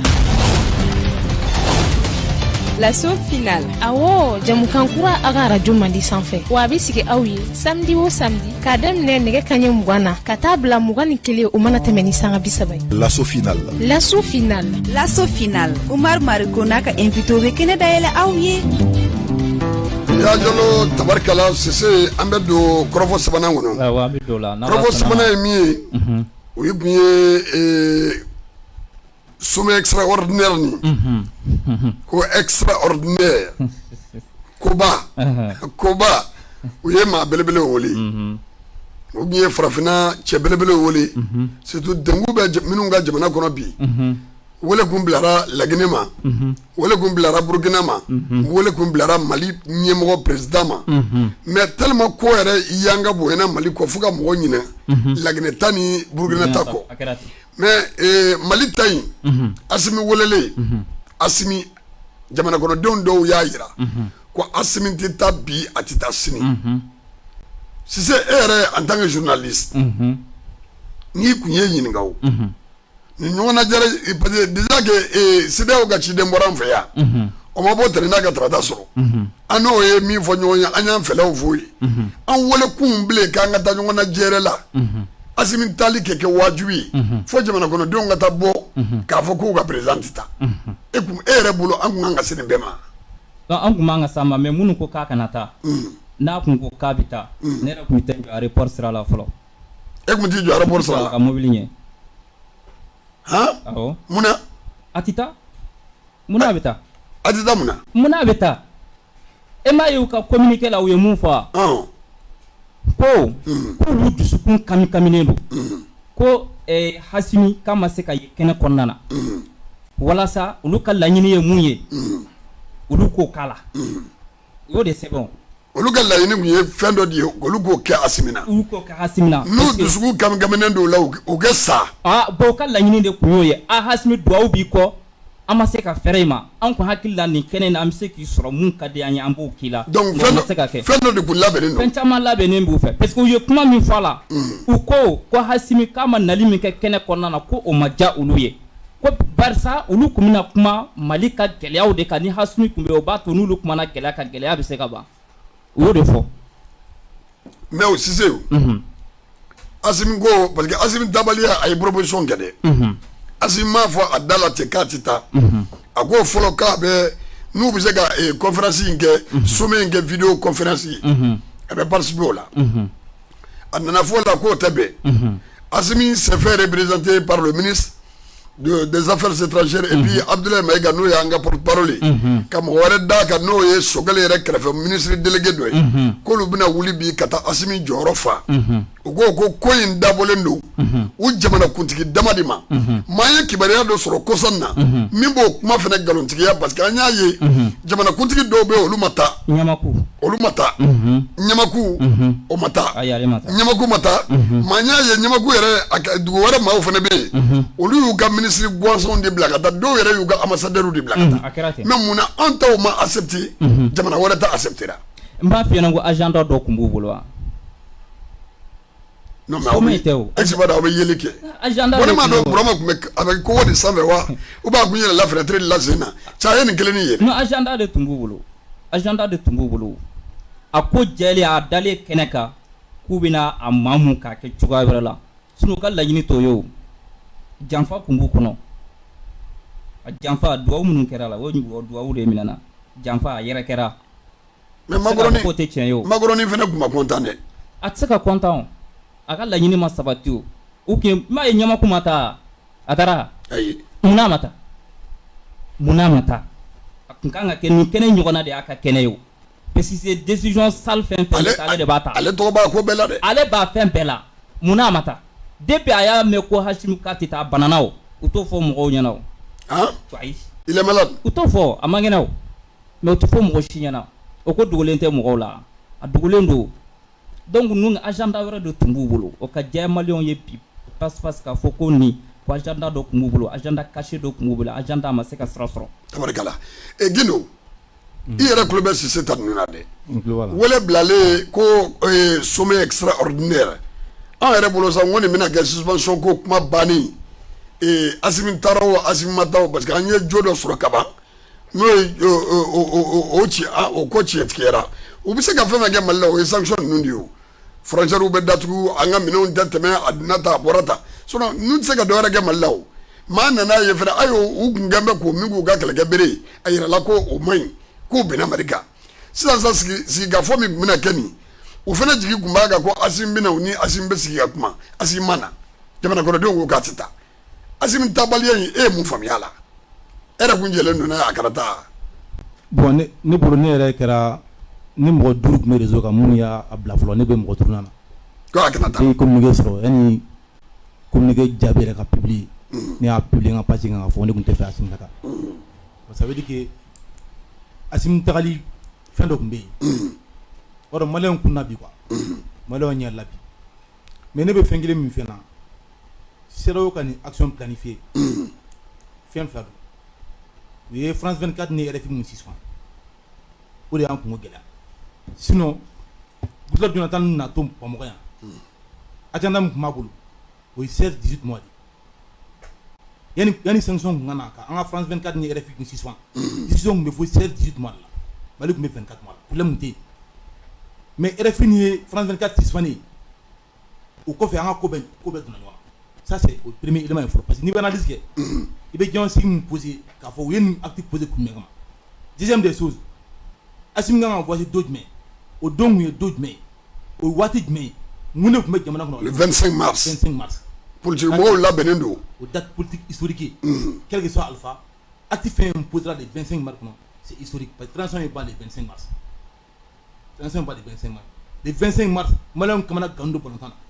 Le 25 mars politique mɔgɔ min bɛ yen mun tun ma sɔn transition ma olu ka non reconnaissance des autorités de transition o ye le 25 mars. Donc o b'a dɔn nin bɛɛ kun ye ne ye n'a Assimi mun taara yen wa kun b'a minɛ de. Assimi kun bɛ minɛ yen de. Ka bɔ an bɛɛ kun bɛ taa Ghana. Bon na o mana mun mana bɔ la o kɛ maintenant a laban ye mun ye. France 24 ni RFI suspend a ma bɛn ne ma. A ma bɛn e ma. France 24 ni RFI suspend. A ma bɛn ne ma kun jumɛn na. A kan ka kɛ dɛ. Mais yanni kun k'o suspend mun bɛ Mali kɔnɔ o kun b'o de suspend fɔlɔ. Parce qu'il y a des émissions au Mali ici, des médias au Mali, des journalistes au Mali, des organes de presse au Mali qui sont plus purs que France 24 et RFI. Président kan ka courage ta, gouvernement kan ka courage ta. Mɔgɔ min bɛ taa ka taa olu radio kɛnɛ kan, ka taa jamana lagosi, ka jamana ka kuma lagosi, ko ko b'a sɔrɔ jamana bɛ d'Afrique o kuma fɔ, o tigi ninnu ka jugu ni RFI ni France 24 ye. N'u m'o tigi ninnu minɛ, n'u m'u ka radio so restriction d'a kan, o b'a yira k'a fɔ ko binna France 24 ni fɛn kan parce que sokɔnɔmɔgɔw bɛ tiɲɛni min k'i kun, kɛnɛmɔgɔ tɛ se k'a k'i kun. Donc bi n tɛ mɔgɔ tɔgɔ fɔ, an ye mɔgɔ dɔ ye, a bɛ taa dɔ ka plateau kan, muso don, a bɛ taa nkalonfin tigɛ, jaba da ka gɛlɛn, pɔnpɔrɔ da ka gɛlɛn, nkalonfin, o tigilamɔgɔ aujourd'hui le gouvernement du Mali m'u interpellé. Ministre de la Justice et ministre de l'Industrie et du Commerce. Surtout commerçant do. Où est-ce que gɛlɛn tɛ sigi a da fa kɛ boli. Ministre de l'Industrie et du Commerce. A ka muso interpellé. Pour que a y'a ka prix bɔ yɔrɔ min na. A k'o fɔ a ye. Kun min kɔnɔ, jamana min kɔnɔ, ani industrie min y'a ta a ye nin prix bɔ, a ka nana privé. Dans le cas contraire la, mun y'a wele a ka plateau kan, a kuma na radio so min na, k'a kan ka da radio so ɲɛna. Nkalontigiya kana fɔ a ka radio so kan. K'a sɔrɔ aw b'a dɔn ko ye nkalon ye pour faire mal à l'État pour que ka jamana dafiri ka dabila. Donc bi Assimi a k'a jɔ a jɔyɔrɔ la Sogɛl k'u jɔ jɔyɔrɔ la bi politique mɔgɔ min bɛ yen bi u tɛ mission wɛrɛ la bi dɛ u bɛ n'i ye CEDEAO ni UEMOA ye bi minnu ko Mali kɔnɔ bi ko Assimi ka taa e b'o dɔn wa. M'a fina bi taa page Facebook kan taa radio kan mɔgɔ ma bɛ yen ko Assimi ka taa a bɛɛ bɛ transition kɛlɛ la c'est eux qui sont contre la transition mɔgɔ ma ko Assimi ka taa Ghana olu bɛ Assimi de kɛlɛ la Bamakɔ yan donc ça veut dire que olu mɔgɔw dɔnnen don ka ban quoi dɔnnen don ka ban so e tɛ impéré k'a fɔ k'a ka taa IRD ta bɛ k'a ka taa Adima ta bɛ k'a ka taa Sini ta bɛ k'a ka taa M5 RFI ta bɛ k'a ka taa Diaspora ta bɛ k'a ka taa journaliste ta bɛ k'a ka taa mɔgɔ min ko k'a ka taa minnu m'o baara la u ma deli ka transition tɛmɛ donc ça veut dire que jugu bɛ Mali kɔnɔ a mun ka jugu ni France 24 RFI ni Assimi m'olu kɛlɛ olu kɔgɔlen u bɛ ko dɔ lamaga mun tɛ se ka kunbɛn donc bi n'a kun fɔra ko Assimi ni Sogɛl kun ka taa yɔrɔ format kun na président dɔrɔn de kun ka taa dans le format proposé président kelen de kun ka taa mais n bɛ fɛn dɔ fana bi dabala ban n'a sin kun y'a fɔ bon n bɛ taa ne ni Sogɛl u b'a fɔ ayi na ni Asim ko sɔnna o mago bɛ nin cɛ fila in na ni mɔgɔ kelen yɛrɛ fara n kan ka taa u b'a fɔ ayi na mais comme olu fila si ma taa mun dir'u ma nin kan o mɔgɔ t'u la olu minɛlen ni minɛbali tɛ foyi k'u la Sogɛl taara ka voyage la ale taara ka jamana développer na ka taa et puis an b'o fo o la parce que minnu bɛ ka na a na ni projet mun ye bi o ka bon ni Gana minnu tali ye ka na ça c'est vrai donc ça veut dire que u mɔ bɛ Asim de la Asim ka yɛrɛ kɔlɔsi journaliste bɛ Mali kɔnɔ je répète et je maintiens ma position ka kanga dɔ na radio so min bɛ Mali lagosili kɛ diɲɛ don o don ka kun fɛ o ka dabila muso dɔ ka bɔlɔla kan bi n y'a ye npogotinin don t'a tɔgɔ fɔ a bɛ ko o ko bila a ka bɔlɔla kan a bɛɛ ye ka Mali lagosi ye ko o ko bɛ yen k'o ka jugu Mali ma a b'o labila mais o bɛ se ka kɛ cogo jumɛn ça veut dire que il y a France 24 RFI qui ne dit pas son nom au Mali a komi di ko Takuba ni Barika ni ka tɔw falen donc France tient bi France 24 tient bi RFI tient bi mais ou bien sous une autre forme pour déstabiliser ces pouvoirs là tous les moyens sont mis en place pour que ça kɛ olu mɔgɔ ninnu Asim b'a dɔn Sogɛl b'a dɔn e b'a dɔn Maliyɛnw b'a dɔn u su ni tile bɛ baara min na pour que ka transition dafa mɔgɔ t'o dɔn journaliste min fana b'a baara la u mɔgɔw b'u dɔn u bɛ émission min kɛ Mali kɔnɔ mɔgɔw b'o émission dɔn émission in ma deli ka ɲuman fɔ Mali kan émission ma deli ka e wele ka taa k'e ka taa parce que e bɛ transition fɛ o tɛ wele émission tɛ Santo wele a tɛ Sise wele a tɛ ne Musa wele a tɛ Dante wele émission in tɛ Sogɛl wele émission in tɛ Fama wele émission in tɛ Ablaye De wele émission in tɛ Amadu Mayiga wele émission in tɛ Musa de wele mais émission in bɛ se ka Kawujun wele donc maa o maa bɛ yen k'o tɛ ɲuman fɔ transition kan émission in labɛnnen don k'o fɔ kan an ka sɔrɔsiw mana sa ko ko bɛ yen k'o ye kojugu ye ka jamana lagosi o radio so in b'o baara de kɛ munna o tɛ k'an ka don ɲinan hakɛ de bɛ radio so fana la o y a une réglementation qui encadre les radios cahier de bɛ yen donc Dante fana ka bɔ a kuma ministre min bɛ yen k'o ka baara ye kunnafonidi ministre ye ne bɛ ka dansogo jamana ka hakɛw kan n'o bɛ ka jamana mɔgɔ lafutini bi ka nkalon tigɛ jamana kan bi mensonge foyi usage de faux muso t'a dɔn de fɔ plateau kan foyi usage de faux mensonge monté de toutes pièces a t'a dɔn de fɔ mais i b'a dɔn muso yɛrɛ ka kuma bɛ lakari yɔrɔ min na Santo kuma in ne b'a ale ka erreur ba kɛra min ye saga yɛrɛ donni ye furu la parce que e tɛ se ka kule ko gɛlɛya b'i da la pɔfuru tɛ se ka san sugu la nin bɛ ta nin bɛ ta impôt yɔrɔ bɛɛ b'a dɔn Mali kɔnɔ mois de mars de la impôt minɛli bɛ daminɛ o e k'i plaint nin bɛɛ la chaque e ko ko gɛlɛya b'i da la mais e bɛ se ka saga fila don furu la k'o di mɔgɔ dɔ ma cɛ faama de bɛ saga dun dɛ ni se t'i ye e ni Ala ni kira cɛ fantan bɛ saga don furu la an ta ni seli tɛ ni dɔnkili tɛ an t'a sɔrɔ a ye dɔnkili yɛrɛ la a sɔrɔ man di tiɲɛ yɛrɛ la ne o tigi bɛ kule la hali bi o ta tɛ juguya ye juguya dan sinon nin kuma in ne tɛ fɛ k'i yɛrɛ tɔɔrɔ parce que kuma in n'a jaabi bɛ ɲɔgɔn na nin su kelen kuma yɛrɛ jaabi fɔra ma jaabi kelen kulekan o tilekan n'a bɛ ci n'i ko k'i b'a bɛɛ lamɛn i tatɔ la marika bɛ maa bila retard la ça c'est vrai an bɛ taa ɲɛfɛ an bɛ taa ɲɛ donc sisan Santo i bɛ don ɲininkali kɔnɔ Asimi tabaliya ka tila ka n'a ye fɛnɛ u ma foyi b'u ka décision na mais u y'u ba anw ka ministre ka taa ministre des affaires étrangères ka taa o dun talen yɛrɛ kɛnɛ in kan o tun bɛ se ka information min d'u ma o ka bon ni Asimi ta ye u ma sɔn o ta ma mais an nana bataki min sɔrɔ kɔfɛ tugun maa wɛrɛw tun bɛ yen ministre wɛrɛw tun bɛ jamana wɛrɛw représentant la min t'u ka président ye mun n'u banna an taw la u banna an taw la parce que ko in u mago tun bɛ Asimi yɛrɛ de la a yɛrɛ ba k'u ka mun fɔ a ye tu sais nin ye ko labɛnnen de ye tant que nin sous-préfet ninnu bɛ yen nɔ Faransi ka ninnu bɛ Faransi ka baara de la i Bassirou Sere ni Alassane Ɲamaku i Macky Sall o n'u ka ko Akufo ninnu bɛɛ bɛ Faransi ka baara de la Faransi ye Mali ɲini ni sira o sira ye ma se ka Mali sɔrɔ n'o sira ye bon maintenant u bɛna essayer k'u bɛna u baser ninnu Afrique président ninnu de kan pour que ka se ka Mali lasɔrɔ adamaden i bonyalen tɛ kɛnɛ o kɛnɛ kan bariko i man ka se o kɛnɛ kan bamananw b'a fɔ ko ni turabilen maa min fa faga n'i ye fɛn bilenman ye kan ka siran ɲɛ an bɛ nin jɛkulu in dɔn kabi lawale depuis maa min bɛ yen nɔ ka kɔrɔ ka na se ninnu ma bi an b'a dɔn u ka baarakɛtaw kɛra maa min ye an ka dirigeant baw la n'i ye Thomas Sankara lajɛ Thomas Sankara tun ye maa ye maa min ye tubabuw ka politique dénoncé kosɛbɛ a ka discours laban min kɛra Éthiopie Addis Abeba a ko a bɛ se ka kɛ nin bɛ se ka k'ale ka discours laban ye nin kɛnɛ in kan Marco kɛra ka discours laban ye 2 mois u y'a essayé cogo bɛɛ lajɛlen ka assassiner parce que n'i taara i fɛla taa fɔ yen nɔ olu kan ka politique min kɛ k'i sɔrɔ Marco ɲɛ b'u bolo o y'a sɔrɔ poison ko yɛrɛ tɛ yen poison ko kun tɛ yen sisan poison bɛ yen des poisons programmés maa min m'a to a ka jamana kɔnɔ den na ko faga parce que ko ko ate faransi fɛ marko b'a to mɔgɔ wɛrɛ la o t'a to mɔgɔ si la parce que a ka jamana kɔnɔ den dɔ y'a jɔ u ka faransi convoi dɔ bɛ ka tɛmɛ ko o man ka don u ka jamana kɔnɔna la k'u bɛna tiɲɛni de kɛ marko o y'o o bɔnɛ o nin na n'o ye nin wale ta ka ɲɛsin mɔgɔ wɛrɛ ma o tɛ an dan an kamana la n'i ye diɲɛ Afrique fɛn fɛn lajɛ même lorsque Kadhafi était contre l'Europe ni Kadhafi y'a essayé ka ONU ka fɛn caman dénoncer u y'a essayé k'o bɔnɛ o nin na mun kɛra parce que Kadhafi bɔra de ka taa n'a tun ma se yen nɔ est ce que nin bɛɛ tun b'a sɔrɔ n'i ye nin fɛn fɛn lajɛ bi u bɛ k'a fɔ u y'u wele de ka na ka se ka u ka kow jateminɛ ka se ka baara kɛ n'o ye donc an tun tɛ fɛ Assimi ka taa Assimi kana taa parce que i b'a dɔn ko Assimi ko tɛ n'i ye ninnu ka fɛnw lajɛ u kɛlen don k'a sɛbɛn ko olu jɔrɔlen don Mali insécurité ko la parce que ko nin wagati laban in na ko insécurité bonyalen don Mali kɔnɔ kosɛbɛ ko suw bɛ ka bɔ alors que i b'a ko an ka Mali yɛrɛ tɛ quoi Mali tun bɛ kɔrɔlen waati min na régime kɔrɔ la plus de 2 tiers de tun minɛla Mali ko la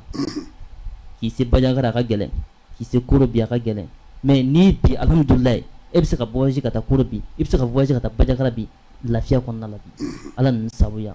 insécurité bɛ min yɔrɔ la dɔɔni dɔɔni bi ninnu bɛ ka baara min kɛ u ko ko u ka communiqué dɔ kɔnɔna la ko gɛlɛya caman bɛ ka maliyɛnw sɔrɔ bon gɛlɛya min bɛ ka maliyɛnw sɔrɔ Mariko n'i y'o lajɛ ne y'o fɔ n ka kuma daminɛ kɔnɔna la n ko tellement que jamana in kun cira a ka kan maliyɛnw ka bɔ a kalama quoi département dɔw tun bɛ yen nɔ ne y'a f'i ɲɛna kuma daminɛ kɔnɔna la Madala n'i ye kuma in mɛn ka ɲɛ n ko a département ɲɛmɔgɔ dɔ ko ne ma ko nin département in budget kun ye 500 millions de mais k'ale nana sɔrɔ ko 800 millions de juru bɛ nin département la Mariko jamana bɛ taa ɲɛ cogo jumɛn la a se ka taa ɲɛ jamana kun dajira di oui fɛn bɛɛ lajɛlen kun tiɲɛna mun ka baara tɛ mun ye o kun bilala o kɔnɔna la n'u nana bi k'u b'u seko kɛ Faransi ɲɛ bɛ mun na bi k'an ka taa élection na ko légitimité ni démocratie bɛ o de kɔnɔ Mariko légitimité bɛ tɛmɛ maa mun bɔra les 4 millions ka taa Assimi dɛmɛ le 14 janvier légitimité bɛ tɛmɛ e ni ne kan a tɛ tɛmɛ o kan dɛ bon anw de ko maa min bɛ baara la k'u ka tɛmɛ ni a ye Mariko gɛlɛya bɛ min donc projet dɔw de kun don fɛn dɔw kun labɛnnen kun don ka essayer tɔgɔ bɛɛ lajɛlen la ka se ka Assimi bɔ a taabolo kan donc mais Assimi ye maa min ye a y'a faamuya a ye peuple ka welekan lamɛn n'i ye Kayi lajɛ mɔgɔw bɔra yɛrɛ de k'u tɛ fɛ Assimi ka taa wallahi su fɛ mɔgɔw yɛrɛ y'an wele k'a fɔ ko olu yɛrɛ bɛ taa aéroport la k'a lajɛ n'a tɛna bɔ donc nin bɛɛ lajɛlen b'a jira k'a fɔ mɔgɔ b'a dɔn k'a fɔ ninnu ye jɛkulu min ye parce que jɛkulu min don a financé don Faransi de fɛ CEDEAO Union africaine o G5 Sahel o ninnu jɛkulu bɛɛ lajɛlen financé don Faransi de fɛ tubabuw ko ko celui qui donne l'argent c'est celui qui commande maa min bɛ wari di o de bɛ commande kɛ ne de ye n ka nasɔngɔ bɔ ne de sago b'a la n ka na kan ka kɛ sababu min ye na modèle min kan ka tobi n fɛ yen nɔ donc ninnu jɛkulu fɛn fɛn bɛ yen nɔ o bɛ Faransi ka mission de la parce que n'i y'olu ɲininka Faransi de b'o olu ka fanga di o ma Faransi de b'o olu protéger olu ka diɲɛ fɛn bɛɛ ye Faransi de parce que olu ma peuple jate olu ma peuple kɛ fɛn ye Assimi mun nana bi n'o y'a ye k'a fɔ peuple de ye ne sigi peuple ne ka di peuple de ne bɛ peuple ka baara de la parce que a ka kuma dɔ kɔnɔna la ko daga nin y'ale se nin niveau in na daga in donc o daga in kɔnɔna la a b'a ɲini jeunesse bɛɛ fɛ bɛɛ ka accompagner parce que n'ale échouera c'est comme jeunesse bɛɛ de échouera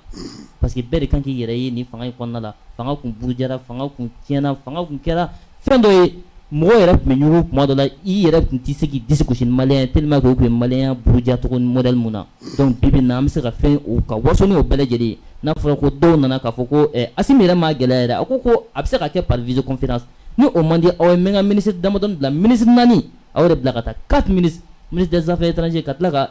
porte-parole du gouvernement k'olu bɛɛ bila ka taa u tilala k'a bila u ka communiqué la tuguni ko nin sommet in tɛ ministre ka sommet ye ko nin sommet ye chef d'état dɔrɔn de ka sommet ye ko nin dabɔra de kama olu ko o communiqué kelen na tuguni kɔfɛ u tilala ka jira k'a fɔ ko dɔw bɛ yen nɔ n'o ye chef d'état dɔw ye k'olu représentera i n'a fɔ Côte d'Ivoire i n'a fɔ jamana yɔrɔ Côte d'Ivoire tɛ fɔlɔ bilen aw bɛ se ka olu ka ministre accepté cogo di ka ban anw ka ministre la ni ko t'aw kɔnɔ o bɛ kɛ o tun bɛ an ka président de nɔfɛ soit olu ka ministre ka fisa n'an ka président ye de wa ayi o tɛ sɔn parce que o kɔrɔ de b'o jira o n'a ye jamana dɔ ka ministre accepté ka tɛmɛ jamana dɔ ka président kan walima ka jamana dɔ ka ministre dɔ représenter k'i ban jamana dɔ ka ministre la o kɔrɔ b'a jira k'a fɔ i ye jamana dɔ kusa ni jamana dɔ ye walima ko dɔ bɛ k'o kɔrɔ donc o de kama Assimi ma sɔn ka ye bon c'est pourquoi n ye fɔ kuma kɔnɔna la elles sont toujours déterminées elles sont toujours soudées parce que nin ye commande min ye a daminɛ la mais ni Ala sɔnna ma victoire bi sɔrɔ a la inchallah Cheikh ɲɛma i bɛ mun dɔw kan ɲɛma i b'a fɔ sisan to y'a fɔ cogo min na o nɔ kan sabu dugu min tɔgɔ Bugurijɛ kɔni maa t'o dugudenw ɲininka mun y'aw koyokoyo a ma se maa ka ɲininkali kɛ CEDEAO filɛ bɛɛ b'a dɔn a bɛ baara mun na donc ni Assimi kun tagara problème kun bɛ yen fura foyi t'a la mɔgɔ caman ka jateminɛ y'a jira kabini a fɔra wagati min na ko Assimi kan ka taa se sommet la donc mɔgɔ caman ka réaction fɔlɔfɔlɔ kɛra mun ye k'a kana taa o kɛra maliden caman min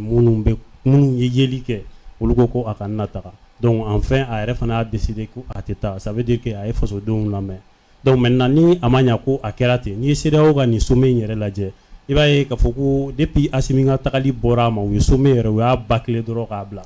n'i y'u ka décision ta k'a la i b'a ye u kɛlen don ka mun sɛbɛn sécurité bɛ Mali la sécurité ma la sabati a bɛ taa c'est kuma fitininw dɔrɔn k'olu fɔ dɔrɔn k'a bila i b'a ye k'a fɔ laɲini in yɛrɛ kun ye mun yɛrɛ Assimi de kun ka taa donc n'ale kun tagara mun tun bɛ kɛ au-delà de ça ne ma laginɛ ko kuma an kɔni y'a mɛn ko k'u bɛna décision ta laginɛ ni Burkina kama mais laginɛ président tabaliya Burkina président tabaliya o kuma tɛ ka fɔ mais Mali ta de kuma bɛ mɔgɔw da mais pourquoi le Mali o tɛ dɔwɛrɛ ye c'est farafinna mɔgɔ fɛn fɛn bɛ yen nɔ farafinna bi bi in na ko min ko a bɛ fɛ k'a yɛrɛ bɔ tubabuw bolo bɛɛ jɛra kan k'a fɔ ko Mali de bɛna kɛ yɔrɔ ye ni farafinna bɛna a yɛrɛ ta yɔrɔ mun na donc maintenant a yɛrɛ ta a source bɛ bɔ Mali la donc o tɛ dɔwɛrɛ to Faransi bɛ fɛ ka Mali yɛrɛ de jolo kari n'i bɛ foro kɔnɔ yiri n'i b'a tigɛ i bɛ fɔlɔ si la Mali ye si de ye Faransi bolo donc u bɛ fɛ ka a tigɛ de donc o dɔrɔn de la ɲɛ bɛɛ bɛnnen don Mali ma regard bɛɛ tourné don vers notre pays le Mali donc pour que ka Mali yɛrɛ ka déstabiliser ka a fanga dɔgɔya ka a buruja jusqu'à ce que a ka a yɛrɛ soumis u kɔrɔ walasa u mago bɛ mun na u k'o sɔrɔ sabula n'o tɛ farafinna bɛɛ bɛna a yɛrɛ sɔrɔ à travers le Mali o signe yirala mɔgɔ caman y'o confirmer observateur caman bɛ yen nɔ minnu ye a yira k'a fɔ ko o kɔni ko siga foyi t'a la sabula a prévu yirala hali kɔsa in na a tɛ mɛn bilen nɔ marcheurs bɛna bɔ Dakar fo Bamako yan nɔ olu bɛ sira la ka na donc o tɛ dɔwɛrɛ c'est pour donner un signal fort donc Sénégal ta bɔlen wala jeune caman farala ɲɔgɔn kan africain u bɔra Afrique jamana caman na u ye ɲɔgɔn sɔrɔ Mali la yan nɔ ka tile 2 tile 3 baara kɛ walasa ka a yira k'a fɔ ko Mali la yan nɔ Assimi ye baara mun kɛ tiɲɛ yɛrɛ la u b'u yɛrɛ y'a kɔnɔ farafinna labilali o signe de don donc maintenant olu b'u yɛrɛ y'a kɔnɔ donc dɔwɛrɛ tɛ u bɛ fɛ ka Mali yɛrɛ de jolo kari o sira de bɛ yen nɔ donc maintenant an fasodenw bɛɛ kan k'i bolo di ɲɔgɔn ma i b'a fɔ Assimi y'a fɔ cogo min na Kucala donc ka se ka fara ɲɔgɔn kan ni ko o ko ye fasoden kelen sɔrɔ a ka kɛ i n'a fɔ a ye fasoden bɛɛ lajɛlen de sɔrɔ donc bɛɛ k'i tigɛ di ɲɔgɔn ma. D'accord. Sise an kɔni Assimi ta in a ma taa u kɔni ko k'u ka décision b'a nɔ la u ye kalo 12 min fɔ fo ka se kalo 16 la ko b'a nɔ la. non wɔɔrɔ in kun kalo 10 olu kun ye fɔlɔ la Mali ye proposition min kɛ olu kun ye kalo 12 CEDEAO kun olu kalo 16 bi yɛrɛ de u y'o ko équipe technique mun ye baara kɛ Union africaine ani CEDEAO ka taa bila Nations Unies ma ko kalo 12 ka taa bila 16 la ko Mali k'i jija ka k'o kɔnɔ mais cɛ ka bɔli laban in na olu ye kalo 12 olu ma sɔn ka tɛmɛ o la. Jonathan ale ye ciden de ye fanga foyi t'ale la sisan o ye 4 fana fara a kan Assimi kɔni ma taa kɔbɔ o bɛ 4 wɛrɛ fara a kan an ka taa inshallah an bɛ kuma laban kɛ min an tɛ mɛn n'o kuma ye an kɔni ni sunkalo tɔ ye panko 1 ani ɲɛ wawa parce que waati min sumalen bɛ ka d'a ma o ye 21h30 ye miniti 7 de b'an bolo donc dernier tour de table mɔgɔw bɛ foli laban kɛ sunkalo a bɛ welekan jɔn de bila maliyɛn ma sunkalo gɛlɛya ko la parce que dɔw bɛ k'a fɔ de ko Pɔmɔrɔ a taa den 3 ta ka t'i sigi plateau dɔ la k'a fɔ ko Pɔmɔrɔ den 3 ko 100 yɔrɔ nkalontigɛ min daminɛlen filɛ ka don kalabanciyaw la jamana min kɔnɔ sunkalo ɲɛkɔrɔla la gɛlɛya b'an kan ni nkalontigɛlaw fana faral'o kan o kɔrɔ ka an dɔw ka taa yɛlɛma Buguni ka taa sunkalo kɛ yen. temps de ma k'an bolo k'an da don nin na kosɛbɛ. mais an bɛna n'a ye inshallah an bɛna n'a ye. voilà donc o tɛmɛnen kɔ an bɛ wele bila malidenw ma u k'a dɔn fɔ ko laadala sunkalo tɛ waati nɔgɔn ye mais ɲinan ta ani san caman olu taw tɛna kɛ kelen ye wa u tɛ kelen ye fana o de la an bɛɛ k'an fanga fara ɲɔgɔn kan mun bɛ se ka mun bɔ mun na o k'a bɔ a la n'i m'a kɛ fasodenya kama a kɛ sunkalo kama a kɛ ala yɛrɛ kama a kɛ sunkalo kama i k'a kɛ ala kama wala a ye ni Mali kanu t'i la hali ni Mali kanu t'i la a kɛ ala kama i tɛ diinɛ la i bɛ diinɛ i tɛ fɛn fɛn la i tɛ cadre la parce que a caman cadre mɔgɔw bɛ se ka gɛlɛya o ni namuru kumuni feerelaw b'olu la olu bɛ se ka namuru kumuni gɛlɛya non a bɛɛ b'u la a bɛɛ b'u la olu fana kunun kun ye le 25 ye ne tun y'a f'i ɲɛna mercredi don n ko n kun sirannen don mais comme a kuma mana bi n'Ala sɔnna a ma don nataw la n bɛ fɛ an ka segin ka n'a kan u ma bɔ ko i b'a dɔn min na an m'a don a la bi Burama ka proposition yɛrɛ la en tant que directeur de programme et co-coordinateur également de cette émission an m'a don a la yɛrɛ parce que le fait d'en parler an bɛ fanga de a bɛ fanga d'u ma mais a ka dɔn fana munna u ma bɔ nin y'a siɲɛ joli ye u tɛ se o non ka ɲɛfɔ parce que n'o ma ɲɛfɔ maaw ɲɛna a tɛ ɲɛ o k'u to avec un pouvoir légitime o ma se ka bɔ o peuple a le dernier mot quoi. Ah il va se resserrer na chien comme aminoka. Abana. Ko kuma na ni muye. Ka fo le patriote nyana ko seguni Bamako ko yo nuni dare. Vesti do koto la logi bato la foi to la. Donc jabi de classe do. Ai. Donc min do sera dro sando era beta. Kalo fla ne bɛ segu bɛ kalo n'a nɔgɔyara n bɛ to ka taa mais a tɛ bɔ a kalama ko dulokiba to la i bɛ ka duloki n t'a dɔn a b'a wele cogoya min na ko i bɛ ka 3 pièces i y'o don i bɛ taa segu i ye vesti don i n'a fɔ gindo i bɛ taa segu ko ye ko wɛrɛ de ye mun tɛ ni si ye ka bɛɛ lajɛlen fo ala ka so yɛrɛ caya tabarikala gindo deuxième bɛ bɛɛ fo sunkalo problème tɛ yen techniquement problème tɛ yen parce que ministre des eaux da k'a di malo ɲɔ tulu sukoro safunɛ u y'a bɛɛ subventionné k'a ta en charge ani sogo pour que maliyɛn ka se ka sunkalo kɛ en période facile ka san yɛrɛ gɛlɛn sɔrɔ le gouvernement ni partenaires de bɛnna kan partenaires n'u y'a fɔ malofeerelaw ni balonfeerelaw ni tulufeerelaw ninnu et c'est officiel u b'a yira k'a fɔ gɛlɛya tɛna ye a prix ninnu na peut-être n ka téléphone faga don sɔn n b'a yir'i la gouvernement ye wari fɛn ba kelen na k'a ta en charge gouvernement tɔgɔ la pour que jamana kɔnɔdenw ka se ka lafiya o taara ka ban donc ça veut dire que an tɛna se ka problème wɛrɛ ye donc ne bɛ bɛɛ fo k'a fɔ vraiment émission in hali n'i ko i b'a kɛ heure 10 a tɛ ban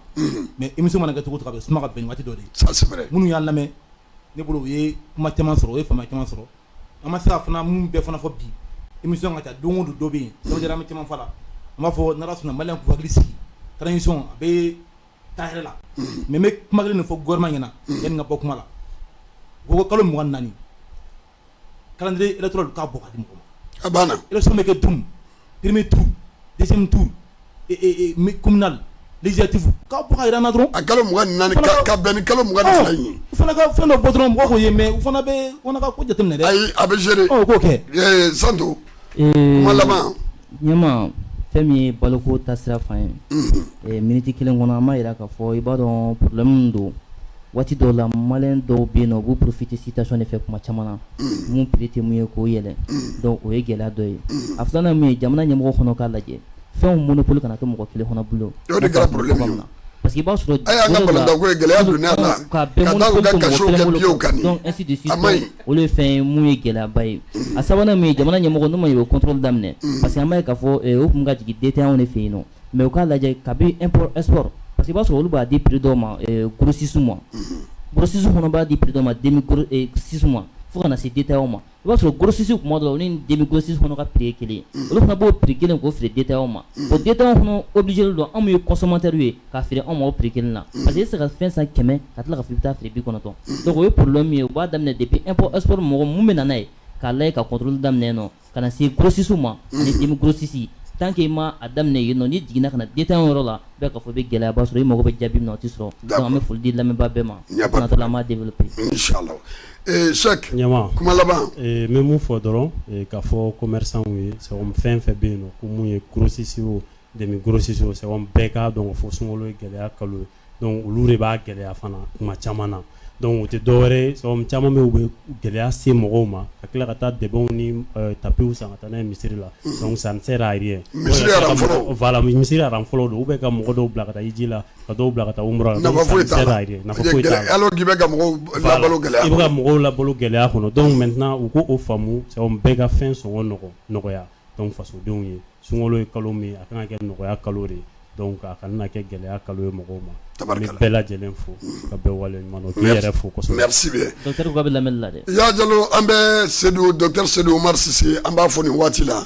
il est chargé du conseil auprès du premier ministre an b'a fɔ ka wale ɲuman dɔn k'a fɔ an kanubaw ye sanjo k'a fɔ émission in an y'a sigi bugu kɔrɔ émission fɔlɔ don min sigira donc techniquement u b'a ye défaillance dɔw bɛ ye baara la mais comme anw yɛrɛ nous sommes des techniciens de formation taalen ɲɛfɛ u bɛna ye nin gɛlɛya misɛnninw samedi bɛ nali i b'a ye fana o bɛ ɲa ni bi ta ye ni ala jɛra n'a ye an b'a fɔ ala ɲina ma an b'an ka ɲɛmaa yɛrɛ fɔ n'o ye Burama Jalo ye fulaw de ye ka foli d'a ma ka foli bila an kanubaa bɛɛ ma wa salam ala kɛ Mali kisi